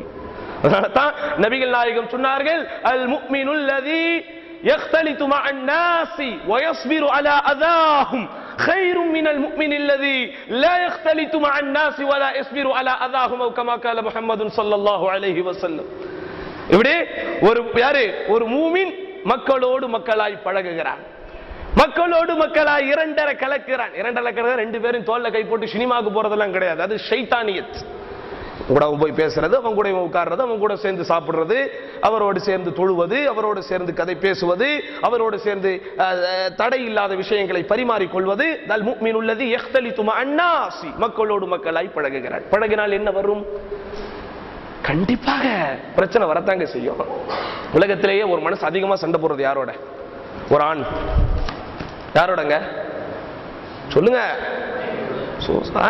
யாரோட? கல்யாணம் ஆயிடுச்சு, கல்யாணம் ஆகி 2 மாசம் 1 மாசம் தான் ஆச்சு, அதுக்குள்ள சொல்லிட்டாரு பாரு. அப்படித்தான் உலகத்திலேயே ஒரு பொம்பளை அதிகமா சண்டை போடுறது யாரோட? கல்யாணம் ஆகிறதுக்கு முன்னாடி வரைக்கும் அம்மாவோட, கல்யாணம் ஆனதுக்கு அப்புறம் மாப்பிள்ளையோட. ஏன்? யாரோடு ஒரு அதிகம் இரண்டரை கலக்கக்கூடிய தன்மை ஏற்படுகிறதோ அவர்களோடு தான் மனஸ்தாபங்கள் வரும். சகோதரர்களே, நாம் என்ன மரங்களா? நாம் என்ன கல்லா? நாம் என்ன மண்ணா? நாம் என்ன திடமா? நாம் என்ன திரவமா? உயிர் இருக்கிற, உணர்வு இருக்கிற, அறிவு இருக்கிற, சிந்தனை இருக்கிற, அடித்தால் வழி வருகிற, அடித்தால் வலி ஏற்படுகிற, உணர்ந்தால் சந்தோஷப்பட்டால் சிரிக்கிற, கவலைப்பட்டால் கண்ணீர் விடுகிற மனிதர்கள். நமக்கு அல்லாஹ் சுப்ஹானஹு வ தஆலா இருதயத்தை தான் இதயமாக கொடுத்திருக்கிறானே தவிர எந்திரத்தை அல்ல. நம்ம என்ன பேட்டரி போட்டவங்களா உணர்வு இல்லாமல் வாழ்வதற்கு? அல்லாஹ் நமக்கு பேட்டரி போடல, என்ன போட்டிருக்கிறான்? நமக்கு சிந்தனையை போட்டிருக்கிறான், உணர்வுகளை போட்டிருக்கிறான். அப்ப அப்படிப்பட்ட உணர்வோடு இருக்கிற மனிதனுக்கு கண்ணீர் வருமையா? அவன் கவலைப்பட்ட அழுவான், சந்தோஷப்பட்ட சிரிப்பான். அவன் என்ன மிஷினா? ஹதரத் ரசூலுல்லாஹ் சொன்னாங்க, யக்தலிது மஅன் நாஸ், மக்களோடு மக்களாய் பழகுகிறான், வ யஸ்பிரு அலா அதாஹும், அவர்களுடைய நோவினைகளை பொறுத்துக் கொள்கிறான். அவன் யார்? கைருன் அப்படின்னாங்க. என்ன அர்த்தம் கைர்னா? சிறந்தவன், பெஸ்ட். யாரை விட? மினல் முஃமினில் லதி லா யக்தலிது மஅஹும் வ லா யஸ்பிரு அலா அதாஹும். யார்? எனக்கு இந்த ஆள் வாசனையே பிடிக்காது, எனக்கு இந்த ஆள் சங்காத்தமே பிடிக்காது, யாரோடும் நான் பேச மாட்டேன், நான் உண்டு, எனது வேலை உண்டு, நான் உண்டு. மனைவி கிட்ட கூட நிறைய பேர் பேசுறது இல்லை. எதுக்கு? பேசினா சண்டை வரும். ஹஜ்ரத், சில பேர் இன்னைக்கு ஆரம்பிக்கும் போதே அப்படிதான் ஆரம்பிக்கிறாங்க. உங்ககிட்ட ஒண்ணு சொல்லணும்னு நினைக்கிறேன், வேணாம் சொன்னா சண்டை வரும், சரி சொல்லாமே இருந்துரு அப்படின்ட்டு இவன் இந்த பக்கம் போயிருவான், அந்த பக்கம் போயிருவான். அப்ப சண்டைகள் வரத்தான் சகோதரர்களே, யாருக்கு மத்தியில் வரவில்லை. அப்ப பாருங்க, அதனால தான் நபிகள் நாயகம் ஸல்லல்லாஹு அலைஹி வஸல்லம் சண்டை வந்துருச்சா 3 நாள் தான் உனக்கு டைம், அதுக்குள்ள போய் பேசிடணும். வலா ததாபரு, முகத்தை திருப்பிக் கொண்டு போவாதீர்கள். சுப்ஹானல்லாஹ், எப்படிப்பட்ட ஒரு உபதேசம், எவ்வளவு பெரிய ஒரு நீதி போதனை, இப்படிப்பட்ட ஒரு தத்துவார்த்த, ஒரு அறிவார்ந்த, உள்ளார்ந்த சிந்தனையை ஈர்க்கிற, பிராக்டிக்கல் டிஃபிகல்ட்டி இல்லாத இவ்வளவு அழகான உபதேசத்தை உள்ளடக்கியிருக்கிற இந்த மார்க்கத்தில் என்ன குறை? வலா ததாபரு வலா தவாலமு. அடுத்து, ஒருவருக்கொருவர் அநியாயம் செய்து கொள்ளாதீர்கள். எவனாவது செய்யாமல் இருக்கிறோமா? யாராவது செய்யாமல் இருக்கிறோமா? யாருக்காவது செய்யாமல் இருக்கிறோமா? டைம் கிடைச்சாலே யாரை எப்படி டார்ச்சர் பண்றதா இன்னைக்கு யோசிச்சுக்கிட்டு இருக்காங்க. என்னடா இன்னைக்கு யாரும் மாட்டல, யாராவது கிடைக்க மாட்டாங்களா பார்த்து கொண்டிருக்கிறார்கள். வலா தபாலமு. என்னப்பா ரொம்ப டல்லா இருக்க? ஓட்டுறதுக்கு யாரும் கிடைக்கல, அஜரத்தை தான் பார்த்துக்கிட்டு இருக்கேன்னே சொல்றேன். இன்னைக்கு ட்ரெயின்ல அல்லாஹ் அக்பர், எலக்ட்ரிக் ட்ரெயின் சிஸ்டம் இருக்கு சென்னையில், உங்களுக்கு தெரியும். இந்த தாம்பரம் டு பீச் ஸ்டேஷனு, அதே மாதிரி இந்த வேளச்சேரி டு பீச் ஸ்டேஷன், அந்த மாதிரி இந்த எலக்ட்ரிக் ட்ரெயின்ல காலையில் இந்த கல்லூரி மாணவர்கள் போகும்போது நடக்கிற சேட்டைகள். 5 பேர் ஒன்னா ஏறுவான், ஒவ்வொரு நாளைக்கு ஒவ்வொருத்தன் ஆடு அப்படின்னா ஆடுனா என்ன அர்த்தம்? அவங்கள பலி கொடுக்கறாங்களாம். அவங்கள போட்டு இந்த 4 பேரும் போட்டுவது, அடுத்த நாள் இந்த 4 பேர் சேர்ந்து இன்னொருத்தர். இப்படியே சகோதரர்களே ஏதாவது ஒரு வகையில் ஏதாவது ஒரு ரீதியில் பிறருக்கு அநியாயம் செய்கிற தன்மையோடு தான் இன்றைக்கு மனிதர்கள் வாழ்ந்து கொண்டிருக்கிறோம். அதனால் தான் நபிகள் நாயகம் ஸல்லல்லாஹு அலைஹி வஸல்லம் மக்களை புடம் போட்ட தங்கங்களாய் உருவாக்க, இந்த மார்க்கத்தின் அங்கங்களாய் அவர்களை செழுமைப்படுத்த செம்மைப்படுத்த சொன்னார்கள். ஈத்தகுதுல்ம, அநியாயத்தை பயந்து கொள்ளுங்கள். உலக ஷரியத்துல மிகப்பெரிய பாவம் எது?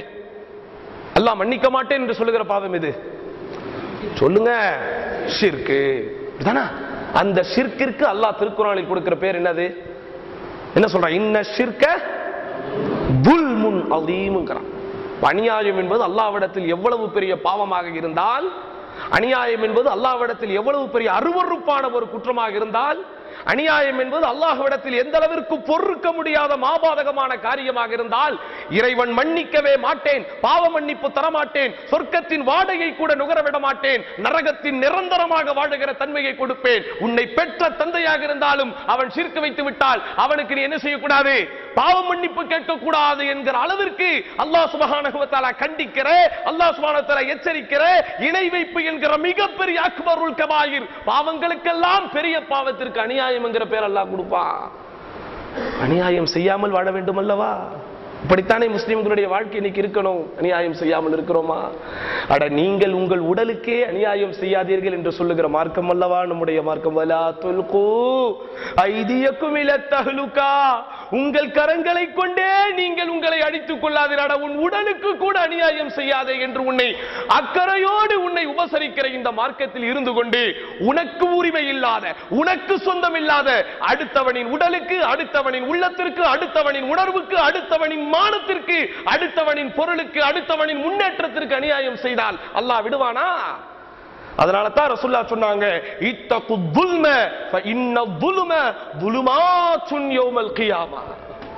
அநியாயத்தை பயந்து கொள்ளுங்கள், நிச்சயமாக அநியாயம் தான் மறுமை நாளின் உங்களை மூழ்கடிக்கிற இருள்களாக வந்து நிற்கும். சகோதரர்களே, கவனத்தோடு இருங்கள்.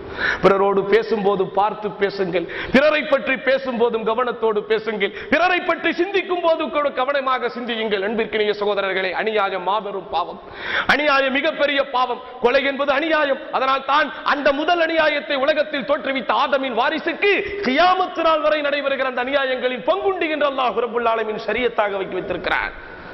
அநியாயத்தை பயப்படணுமா இல்லையா? ஒரு சபைக்கு நீங்கள் செல்லும் போது பிறர் உங்களை எப்படி நினைக்க வேண்டும் என்று நினைப்பீர்களோ அதே போன்ற அவனையும் நினையுங்கள் என்று சொல்லுகிற மார்க்கம் அல்லவா இது?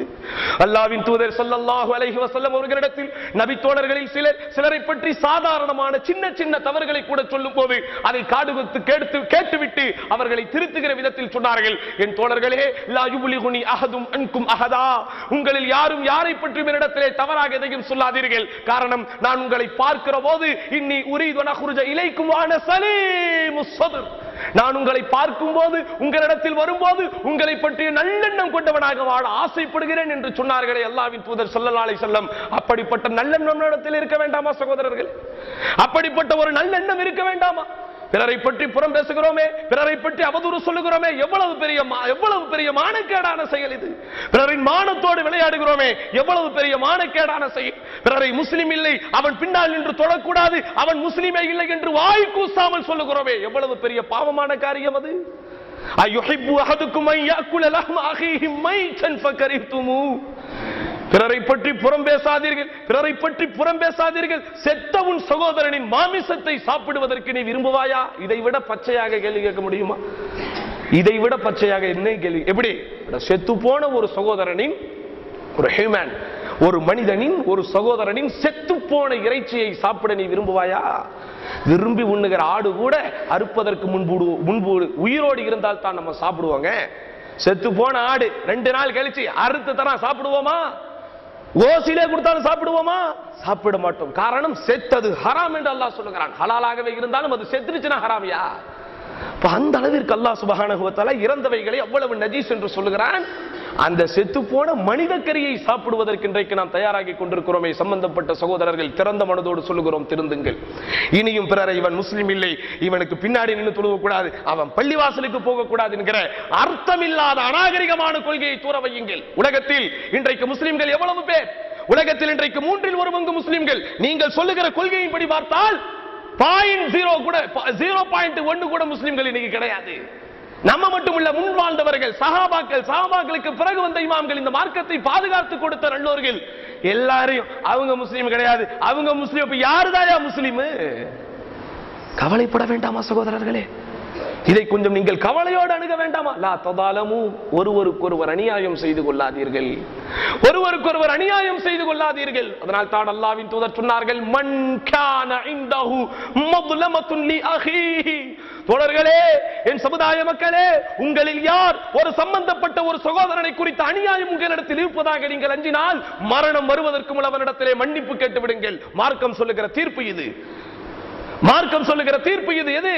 மன்கான இந்த அஹீஹி மظلمத்துன் லி அஹீ. ஒரு சகோதரனுக்கு நீங்கள் அநியாயம் செய்து விட்டீர்கள் என்பது உங்களிடத்திலே ஊர்ஜிதமானால் உடனே அதை நிறைவேற்றிக் கொள்ளுங்கள். எந்த அளவிற்கு நாம் அச்சத்தோடு இருக்க வேண்டும்? அடுத்தவனின் பொருளில், அடுத்தவனின் நிலத்தில் ஒரு ஜான் அளவு நீ அநியாயமாக எடுத்துவிட்டால் அதே நிலத்தை அல்லாஹ் ரப்பல் ஆலமீன் 70 மடங்காக ஆக்கி உன் கழுத்தில் மாலையாக போடுவான், அதுவும் நரகமாக, நெருப்பாக ஆக்கி. எவ்வளவு இதெல்லாம் என்னங்க? இதெல்லாம் நடக்காதுன்னு நினைக்கிறோமா? இதெல்லாம் அல்லாஹ் சுப்ஹானஹு வ தஆலா யாருக்கோ என்று சொன்னீங்க. அதான் பிரச்சனை. உபதேசங்களை கேட்கும் போதெல்லாம் ஈமான் கொண்டவர்களே என்று திருமறை வசனம் வரும்போதெல்லாம் இது யாரையோ கூப்பிடுகிறது, நம்மை அல்ல என்கிற நினைப்பில் தான் உட்கார்ந்து கொண்டிருக்கிறார்கள் இன்றைக்கு பெரும்பாலான மக்கள். எப்படி ஈமான் கொண்டவர்களே, இஸ்லாத்தில் உள்ளவர்களே என்று திருமறை குர்ஆன் ஒரு இரண்டாம் நிலையாக ஆக்கி முன்னிலையில் உள்ள மனிதர்களை கூப்பிடும் போதெல்லாம் இது 1400 ஆண்டுகளுக்கு முன்பு வாழ்ந்த சஹாபாக்களை தான் கூப்பிடுகிறது, அல்லது அரபு நாட்டில் வாடுகிறவர்களை தான் கூப்பிடுகிறது, அல்லது பக்கத்து தெருவில் உள்ளவர்களை தான் கூப்பிடுகிறது. நம்மை அல்ல என்கிற நினைப்பில் உட்காருவதை போல் ஒரு உணர்ச்சியோடு இன்றைக்கு நாம் உபதேசங்களை கேட்பதில்லை சகோதரர்களே. எல்லாம் ஒரு காலத்தில் இந்த காதில் கேட்டு இந்த காதில் விட்டான், ஆனால் இன்றைக்கெல்லாம் இந்த காதில் கேட்டு விட்டு இந்த காதிலேயே விட்டுவிடக்கூடிய ஒரு நிலைமை தான் இருக்கிறது. இப்படி நம்ம வாழ்ந்தா எப்படி நம்ம இன் குன்தும் அன்துமுல் அலௌன, நீங்கள் தான் மேம்பட்டவர்கள்ங்கிற சிறப்பை பெற முடியும்? அப்ப இறுதி என்ன சொன்னாங்க? கூனு இபாதல்லாஹி இஹ்வானா. ஓ அல்லாஹ்வின் அடிமைகளே, சகோதரர்களாய் வாழுங்கள். என்ன அர்த்தம் சகோதரங்கிறதுக்கு? என்னங்க அர்த்தம் சகோதரன் என்பதற்கு? அல்லாஹ்வின் தூதர் ஸல்லல்லாஹு அலைஹி வஸல்லம் சுமார் 13 ஆண்டு காலம் தொடர் பிரச்சாரம் செய்து சொல்லடிக்கும் கல்லடிக்கும் மண்ணடிக்கும் ஆளாகி எல்லா விதமான கஷ்டங்களை பட்டு இடர்பாடுகளை தாங்கி நடக்கின்ற பாதைகளை எல்லாம் கற்களையும் முற்களையும் மிதித்து 13 ஆண்டு காலம் உருவாக்கி வைத்த அந்த சிங்கங்களை, அந்த மார்க்கத்தின் அங்கங்களை, உடம்போட்ட தங்கங்களை மக்காவிலிருந்து மதீனாவிற்கு சென்று விடுங்கள் என்று சொன்னபோது எல்லோரும் போனார்கள். எப்படிப்பட்ட நிலையில் போனார்கள்? போனவர்கள் எல்லாம் வீட்டு பத்திரங்களை எடுத்துக்கொண்டு போனார்களா? வீட்டில் இருந்த நகைகளை எல்லாம் பத்திரப்படுத்தி எடுத்துக்கொண்டு போனார்களா? இருப்பதை எல்லாம் விட்டு போனார்கள். வீட்டை பார்க்கவில்லை, வாசலை பார்க்கவில்லை, செல்வத்தை பார்க்கவில்லை, செல்வாக்கை பார்க்கவில்லை, செழிப்பை பார்க்கவில்லை. கிடைத்த அத்தனை பொருளையும் அல்லாஹ்விற்காக அர்ப்பணித்து விட்டு வெற்றுடலோடு, உடலில் போட்ட சட்டையோடு, கையில் இருக்கிற அந்த பொருளோடு, இருக்கிற வாகனத்தோடு புறப்பட்டு போனாங்க. அகதிகளை போல் போனார்கள். வரலாறு அவர்களை எப்படித்தான் சொல்லுகிறது? லாஜிஊன் என்று சொல்லுவார்கள். அல்லாஜியூன் என்ன அர்த்தம்? லாஜியூன் என்றால் அகதிகள் என்று சொன்னார்கள். அகதிகளை போல் போனார்கள். அல்லாஹ்வின் தூதர் ஸல்லல்லாஹு அலைஹி வஸல்லம் அங்கே போய் அந்த அகதிகளுக்கு மறுவாழ்வு தர அகதிகள் முகாமை அனுமதிக்கவில்லை சகோதரர்களே. அது பைத்தியக்காரத்தனமான முடிவு. அகதிகள் முகாமை அனுமதித்தால், அகதிகள் முகாமை கட்டி கொடுத்தால் அந்த அகதிகள் முகாமில் அவர்கள் வென்றுதான் போவார்கள். அதனால அல்லாஹ்வுடைய தூதர் ஸல்லல்லாஹு அலைஹி வஸல்லம் அந்த அகதிகளுக்கு மறுவாழ்வளிக்க அகதிகள் முகாமை அமைக்கவில்லை, மாறாக மண்ணின் மைந்தர்களை கூப்பிட்டு இவர்களெல்லாம் உங்களுடைய சகோதரர்கள் என்று சொன்னார்கள். அப்படிப்பட்ட அர்த்தம் சகோதரன் என்கிற வார்த்தைக்கு.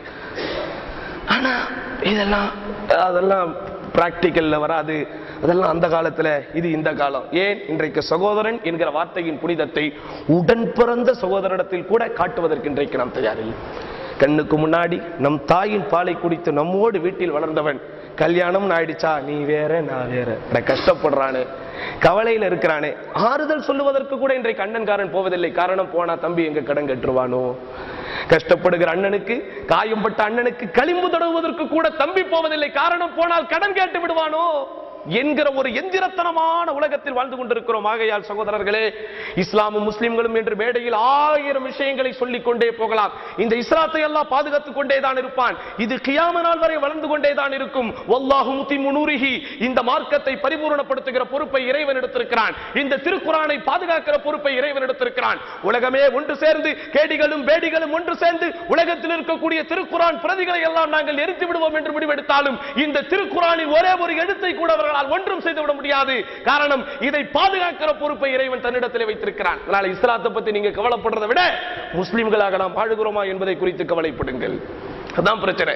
எல்லாம் அப்படியே மேதைகளை போல் இஸ்லாம் அப்படி, அது இப்படி, அன்னைக்கு அப்படி ஆகி போச்சு, முஸ்லிம்களுக்கு இப்படி ஆகி போயிட்டு என்று இஸ்லாத்தை குறித்து தான் கவலைப்படுகிறோமே தவிர முஸ்லிம்களாக நாம் வாழுகிறோமா, அதை குறித்து கவலைப்படுகிறோமா? இல்ல. இஸ்லாம் நம்முடைய மார்க்கம் தான். அதனுடைய வளர்ச்சியை கண்டு ஆனந்தப்படக்கூடியவர்கள் தான். இவ்வளவு நாம் இருக்கிறோமே. இதே நரேந்திர மோடி நாளைக்கே முஸ்லிம் ஆகிவிட்டால் அவனுடைய கடந்த காலத்தை பற்றி நாம் பேசுவோமா? இந்தியாவில் இருக்கிற முஸ்லிம்கள் எல்லோரும் பெரும்பாலும் எதிர்க்கிற இதே அத்வானி நாளைக்கே இஸ்லாம் ஆகிவிட்டால் அவனுடைய 72 ஆண்டு கால கடந்த கால வாழ்க்கையை பற்றி பேசுவோமா? சொல்லுங்க, பேசுவோமா? அப்படி பேச வேண்டும் என்றிருந்தால் இஸ்லாமிய வரலாறு அபூ சுஃபியானை பற்றி பேசியிருக்க வேண்டும். அப்படி பேச வேண்டும் என்றிருந்தால் காலித் இப்னு வலீதை பற்றி பேசியிருக்க வேண்டும். அப்படி பேச வேண்டும் என்றிருந்தால் இக்ரிமா இப்னு அபீ ஜஹலை பேசியிருக்க வேண்டும் ரலியல்லாஹு அன்ஹும் அஜ்மஈன். அதனால இஸ்லாம் வளரத்தான் செய்யும். நாளைக்கே மோடி இஸ்லாத்துக்கு வந்துட்டாருங்க, என்னங்க செய்வோம்? என்னங்க சந்தோஷப்படக்கூடிய முதல் மனிதர்கள் நாம் தான். அவன் குஜராத்தில் 1000 பேரை எரிச்சிருக்கட்டும், அதை செஞ்சிருக்கட்டும், இதை எல்லாம் அல்லாஹ்வுக்கும் அவனுக்கும் இடையே சிம்பிளா சொல்லிட்டு போயிருவோம்.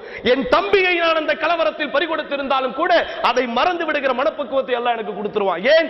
இஸ்லாத்தை நாம் இயற்கையாக நேசிக்கிறோம், இஸ்லாத்தை நாம் உயிரை விட நேசிக்கிறோம். அப்ப அதனால இஸ்லாத்தை குறித்து நாம் கவலைப்படுகின்ற அதே நேரத்தில் முஸ்லிம்களாக நாம் வாழுகிறோமா என்று கவலைப்பட வேண்டும். நம்முடைய வீட்டில் இஸ்லாம் இருக்கிறதா? நம்முடைய தனி மனித ஒழுக்கத்தில் இஸ்லாம் இருக்கிறதா? நம்முடைய பேச்சுவார்த்தைகளில் இஸ்லாம் இருக்கிறதா? நம்முடைய நடவடிக்கைகளில் இஸ்லாம் இருக்கிறதா? மார்க்க அறிஞர்களும் மார்க்கத்தில் கை தேர்ந்தவர்களும் கவலைப்பட வேண்டிய விஷயங்களை எல்லாம் அதை பற்றி ஒன்றும் தெரியாத நாம் இன்றைக்கு அதை பெரிதாக எடுத்துக்கொண்டு பெரிதுபடுத்திக் கொண்டு அழைகிறோம் என்றால் என்னங்க அர்த்தம்? இதுல நம்ம எல்லாருக்கும் தெரியும், சஹாபாக்கள் எல்லோருமே மார்க்க அறிஞர்கள், அப்படிதானா? சஹாபாக்கள்ல யார் பேரை சொன்னாலும் நம்ம என்ன சொல்லுவோம்? ரலியல்லாஹு அன்ஹு. இல்ல, உமர் ரலியல்லாஹு அன்ஹு சீனியர், அதுக்கு தான் ரலியல்லாஹு அன்ஹு. அப்துல்லா பின் உமருக்கு எல்லாம் கிடையாது, கொஞ்சம் கட் பண்ணுனா சொல்லுவோம். சொல்லுங்க, சொல்லுவோமா? எல்லோருக்கும் ரலியல்லாஹு அன்ஹு. ஆனால் அதே சஹாபாக்கள் வாழுகிற கூட்டத்தில் எத்தனை சஹாபாக்கள் தங்களை விட மூத்த சஹாபாக்களிடத்தில் போய் மார்க்க தீர்ப்பு கேட்டிருக்கிறார்கள்? எத்தனை சஹாபாக்கள் அப்துல்லா பின் உமர் எங்கே என்று தேடி சென்று மார்க்கத்தை கேட்டிருக்கிறார்கள்? எத்தனை சஹாபாக்கள் அப்துல்லா பின் அப்பாஸ் எங்கே, துர்ஜுமானுல் குர்ஆன் எங்கே என்று போய் கேட்டிருக்கிறார்கள்? மார்க்க அறிஞர்கள் என்ற ஒரு கூட்டம் இருக்கத்தானே செய்கிறது. அல் யஸ்தவில்லதீன யாலமூன் வல்லதீன லா யாலமூன், அறிந்தவர்களும் அறியாதவர்களும் சமமா என்று அல்லாஹ் கேட்கிறானே. மார்க்கத்தில் படித்தவர்கள், அதில் கரைத்து குடித்தவர்கள், மார்க்கத்தில் பாண்டித்தியம் பெற்றவர்கள், அவர்கள் அவைகளை பார்த்துக் கொள்ளட்டும். பொதுமக்களே, நீங்கள் இந்த மார்க்கத்தை செயல்படுத்துவதில் கொஞ்சம் அக்கறை காட்டுங்கள். அதற்காக ஹஜரத்துகள் மட்டும்தான் மார்க்கத்தை பேச வேண்டும், ஆலிம்கள் மட்டும்தான் மார்க்கத்தை பேசுவதற்கு தகுதி வாய்ந்தவர்கள் என்கிற கருத்தை நான் சொல்லிவிட்டேன் என்று தயவு செய்து யாரும் என்னுடைய எண்ணத்தை கொச்சைப்படுத்தி விடாதீர்கள். இன்றைக்கு இப்படிப்பட்ட வியாக்கியானங்களை எல்லாம் பேசுவதில் ஆர்வம் காட்டுகிற நம்முடைய மனது இப்படிப்பட்ட விதண்டாவதங்களை மட்டுமே பேசிக் கொண்டிருக்கிற நாம் அமல்களில் 100% அல்ல 1000% பின்னால் போய் நம்முடைய புனிதமான மார்க்கம் சொர்க்கம் நமக்கு வாய்ப்பாக இருக்கிறது. சகோதரர்களே, இஸ்லாத்திற்கு வராதவர்கள் தலையெழுத்து, இஸ்லாத்திற்கு அவர்கள் வரும் வரை சொர்க்கம் அவர்களுக்கு கிடைக்காது. ஆனால் அல்லாஹ் நம்மை முஸ்லிம்களாக வைத்திருக்கிறான். சோ சொர்க்கம் நமக்கு ஒரு ஆப்ஷனாக இருக்கிறது. அதை நாம் கடமையாக பெறக்கூடிய அடிப்படையில் நம்முடைய வாழ்க்கையை பயன்படுத்திக் கொள்ள வேண்டும். வீடே இல்லாதவன் ரோட்ல கிடக்கிறது அர்த்தம் இருக்கு. ஆனா வீடு இருந்து ரோட்ல போனா, சாப்பாடே இல்லாதவன் வறுமையில் வாழ்வதில் அர்த்தம் இருக்கிறது, இருந்தும் இல்லாமல் வெறுமையில் வாழ்ந்தார். அதனால் அன்பிற்கினிய சகோதரர்களே, இது போன்ற விஷயங்களை எல்லாம் கொஞ்சம் கவலையோடு பாருங்கள். இந்த மார்க்கத்தை பாதுகாக்கிற பொறுப்பு அவனுக்கு. யாரு முஸ்லிம், யாரு முஸ்லிம் இல்ல, சூனியம் இருக்கா, சூனியம் இல்லையா, சூனியத்தனம் பண்ணவன் முஸ்லிமா, அவன் பின்னாடி நின்று தொழுகிறான், எல்லாம் அல்லாஹ் பார்த்துக் கொள்வான். நமக்கு என்ன வகையா வந்தது? 1400 ஆண்டு காலம் வாழ்ந்தவர்கள் எல்லாம் முஸ்லிம்கள் இல்லையா? இந்த மார்க்கத்தின் புனிதங்கள் என்ன பாதுகாக்கப்படாமல் போய்விட்டனவா? எவ்வளவு சர்வசா சூனியத்தை பத்தி பதிவு செஞ்சிருக்கிற இமாம் புகாரி, அதெல்லாம் நாங்க செய்யற ஆய்வு அவங்க கிட்ட போய் அவங்க ஏத்துக்கிட்டா தான் நாங்க அவங்கள பத்தி பேசுவோம். என்னங்க அர்த்தம் இதுக்கு? மக்கால இருக்கிற இமாமுக்கு பின்னாடி நின்று தொழுவலாமா? நாங்க தமிழ்ல சொல்லிக்கிட்டு இருக்கிறோம், அது அரபிலாக்கி யாராவது அவங்க கிட்ட போய் கொண்டு போய் கொடுத்து அதை அவர்கள் படித்து பார்த்து அதை மறுத்தால் தான் அவர்களை பற்றி சொல்லுவோம். இது என்ன அர்த்தம் இதுக்கு? இவைகளெல்லாம் சகோதரர்களே மார்க்கத்தின் மிகப்பெரிய விஷயங்கள். நம்ம அல்லாஹ் சுப்ஹானஹு வ தஆலா நம்மிடத்தில் இன்னும் நிறைய கேள்விகள் கேட்பான். உன்னுடைய ஆயுளை நீ எப்படி கழித்தாய், உன்னுடைய செல்வத்தை நீ எப்படி கழித்தாய், உன்னுடைய ஆரோக்கியத்தை நீ எப்படி கழித்தாய், எப்படி சம்பாதித்தாய், எப்படி செலவிட்டாய், ஒன்று எல்லாம் அல்ஹம்துலில்லாஹ் ஓரளவுக்கு நாம் தெளிவாகத்தான் உட்கார்ந்து கொண்டிருக்கிறோம். ஷிர்கிலும் பிதஅத்திலும் நாம் யாரும் இல்லை. அல்லாஹ் நம்மை அதிலிருந்து காப்பாற்றி விட்டான். நபிகள் நாயகம் ஸல்லல்லாஹு அலைஹி வஸல்லம் வெள்ளை வெளியேர் என்கிற பாதையில் நம்மை விட்டு சென்றிருக்கிறார்கள். லைலுஹா கனஹாரிஹா, அதன் இரவின் இருள் கூட பகலின் வெளிச்சம் என்று சொல்லிவிட்டார்கள். நாம் இருட்டாக இருக்கிற பகுதியை வெளிச்சமாக்க வேண்டிய அவசியம் அல்ல. இந்த மார்க்கத்தின் புனிதங்கள், இந்த மார்க்கத்தின் மரபுகள், இந்த மார்க்கத்தின் ஆய்வுகள், இந்த மார்க்கத்தின் அத்தனை தத்துவங்களும் அல்லாஹ் சுப்ஹானஹு வ தஆலா பாதுகாக்கிற பொறுப்பை வைத்திருக்கிறான். அதனால் அதை பின்பற்றக்கூடிய பக்குவம் நம்மிடத்தில் எந்த அளவிற்கு இருக்கிறது என்பதை கொஞ்சம் கவலையோடு அணுகி பார்க்க வேண்டும். அதை நாம் கவலையோடு கொஞ்சம் நம்ம உள்ளார்ந்த ரீதியில் அதை கொஞ்சம் உரசி பார்க்க வேண்டும் என்பதை செய்யணும், நம்ம மறந்துவிடக் கூடாது. அன்பிற்கினிய சகோதரர்களே, அதனால் அல்லாஹ் சுப்ஹானஹு வ தஆலா இந்த மார்க்கத்தை பாதுகாக்கிற பொறுப்பை ஏற்றிருக்கிறான். ஆனால் அதே நேரத்தில் இந்த மார்க்கம் நம்மிடத்திலே வந்திருக்கிறது. இந்த மார்க்கத்தை பின்பற்றக்கூடிய இந்த வாழ்க்கைக்கு நாம் தான் நமக்கு பொறுப்பேற்றுக் கொள்ள வேண்டும். எல்லாம் அல்லாஹ்வின் நாட்டம்படி நடந்தாலும் இன்னல்லாஹ லா யுகையிரு மா பிகௌமின் ஹத்தா யுகையிரு மா பிஅன்ஃபுஸிஹிம், எந்த ஒரு மனிதனும் தன்னைத்தான் மாற்றிக்கொள்ளாத வரை அல்லாஹ் அவனை மாற்ற மாட்டான் என்று அல்லாஹ் சுப்ஹானஹு வ தஆலா திருக்குர்ஆனில் சொல்லி இருக்கிறான். அதனால் அல்லாஹ்விடத்தில் அழுது தொழுது புரண்டு கேளுங்கள்.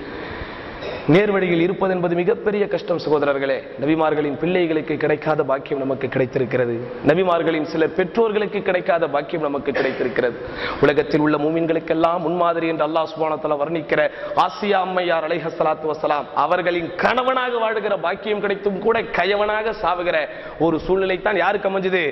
ஃபிரௌனுக்கு அமைந்தது. ஆனால் அல்லாஹ் இந்த மார்க்கத்திற்காக நம்மை தேர்ந்தெடுத்திருக்கிறான். அதனால் இந்த மார்க்கத்தின் புனிதங்களை பாதுகாத்து அதை செயல்படுத்தி இஸ்லாம் எப்படி ஒரு வளர்ச்சியாக மிளிர்ச்சியாக வளர்ந்து கொண்டிருக்கிறதோ அதே போன்று அந்த இஸ்லாத்தை நம்முடைய செயல்பாடுகளிலும் நாம் மிளிரச் செய்வோம், நம்முடைய வாழ்க்கையை தூய்மையாக்குவோம். எல்லாம் அல்லாஹ் ரப்புல் ஆலமீன் பேசுகிற எனக்கும் இதை கேட்கிற உங்களுக்கும் இதை செயல்படுத்தக்கூடிய பாக்கியத்தை தருவானாக. இந்த கூட்டம் உங்களுக்கு நல்லா தெரியும், ஜாக் யூத் ஃபெடரேஷன் என்கிற சிறுவர்கள் இளைஞர்கள் தான் இந்த கூட்டத்தை ஏற்பாடு செய்திருக்கிறார்கள். இது குறித்த வசூலையும் சூட்டோட சூடா சொல்லிருங்க என்று அவர்கள் சொல்லியிருக்கிறார்கள். அதனால் அன்பிற்கினிய சகோதரர்கள் இளைஞர்களை வளர்த்து விட வேண்டும் என்கிற அடிப்படையில் அவர்களுடைய செய்யக்கூடிய இந்த போன்ற மார்க்க விஷயங்களை எல்லாம் ஊக்கப்படுத்தக்கூடிய விதத்தில் நீங்க என்ன செய்யணும்? கொஞ்சம் அள்ளி கொடுக்கணும். காரணம், ஒரு காலத்தில் இங்கே பெரியவர்களாக இருப்பவர்களுக்கெல்லாம் தெரியும் நம்ம எல்லாம் எப்படி இருந்தோம். அந்த காலத்துல எம்ஜிஆர் ரசிகர் நற்பணி மன்றத்தை வச்சு, ரஜினிகாந்த் ரசிகர் மன்றத்தை வச்சு, அப்படியே கொஞ்சம் இஸ்லாமிய கட்சிகளிலும் இயக்கங்களிலும் இருந்தால் கூட கந்தூரி விழாக்களை நடத்தி மீலாது கூட்டங்களை நடத்தித்தான் நாம் எல்லாம் பழக்கப்பட்டோம். ஆனால் இன்றைக்கு சில இளைஞர்கள், சில சிறுவர்கள் அல்லாஹ்வுடைய நாட்டத்தை கொண்டு இப்படிப்பட்ட மார்க்க கூட்டங்களை ஏற்பாடு செய்யக்கூடிய அளவிற்கு அல்லாஹ் அவர்களை பக்குவப்படுத்தியிருக்கிறான். அதனால் இந்த பணியை நீங்கள் ஊக்கப்படுத்துகிற விதத்தில் இந்த கூட்டத்திற்காக அள்ளி கொடுங்கள் என்று உரிமையோடு கேட்டு வாய்ப்புக்கு நன்றி கூறி மீண்டும் வாய்ப்பு கிடைத்தால் இன்னும் நாம் நிறைய பேசலாம் என்று சொல்லி முடித்துக் கொள்கிறேன். வாஹிரு தஅவானா அல்ஹம்துலில்லாஹி ரப்பில் ஆலமீன். அஸ்ஸலாமு அலைக்கும் வரஹ்மத்துல்லாஹி வபரகாத்துஹு.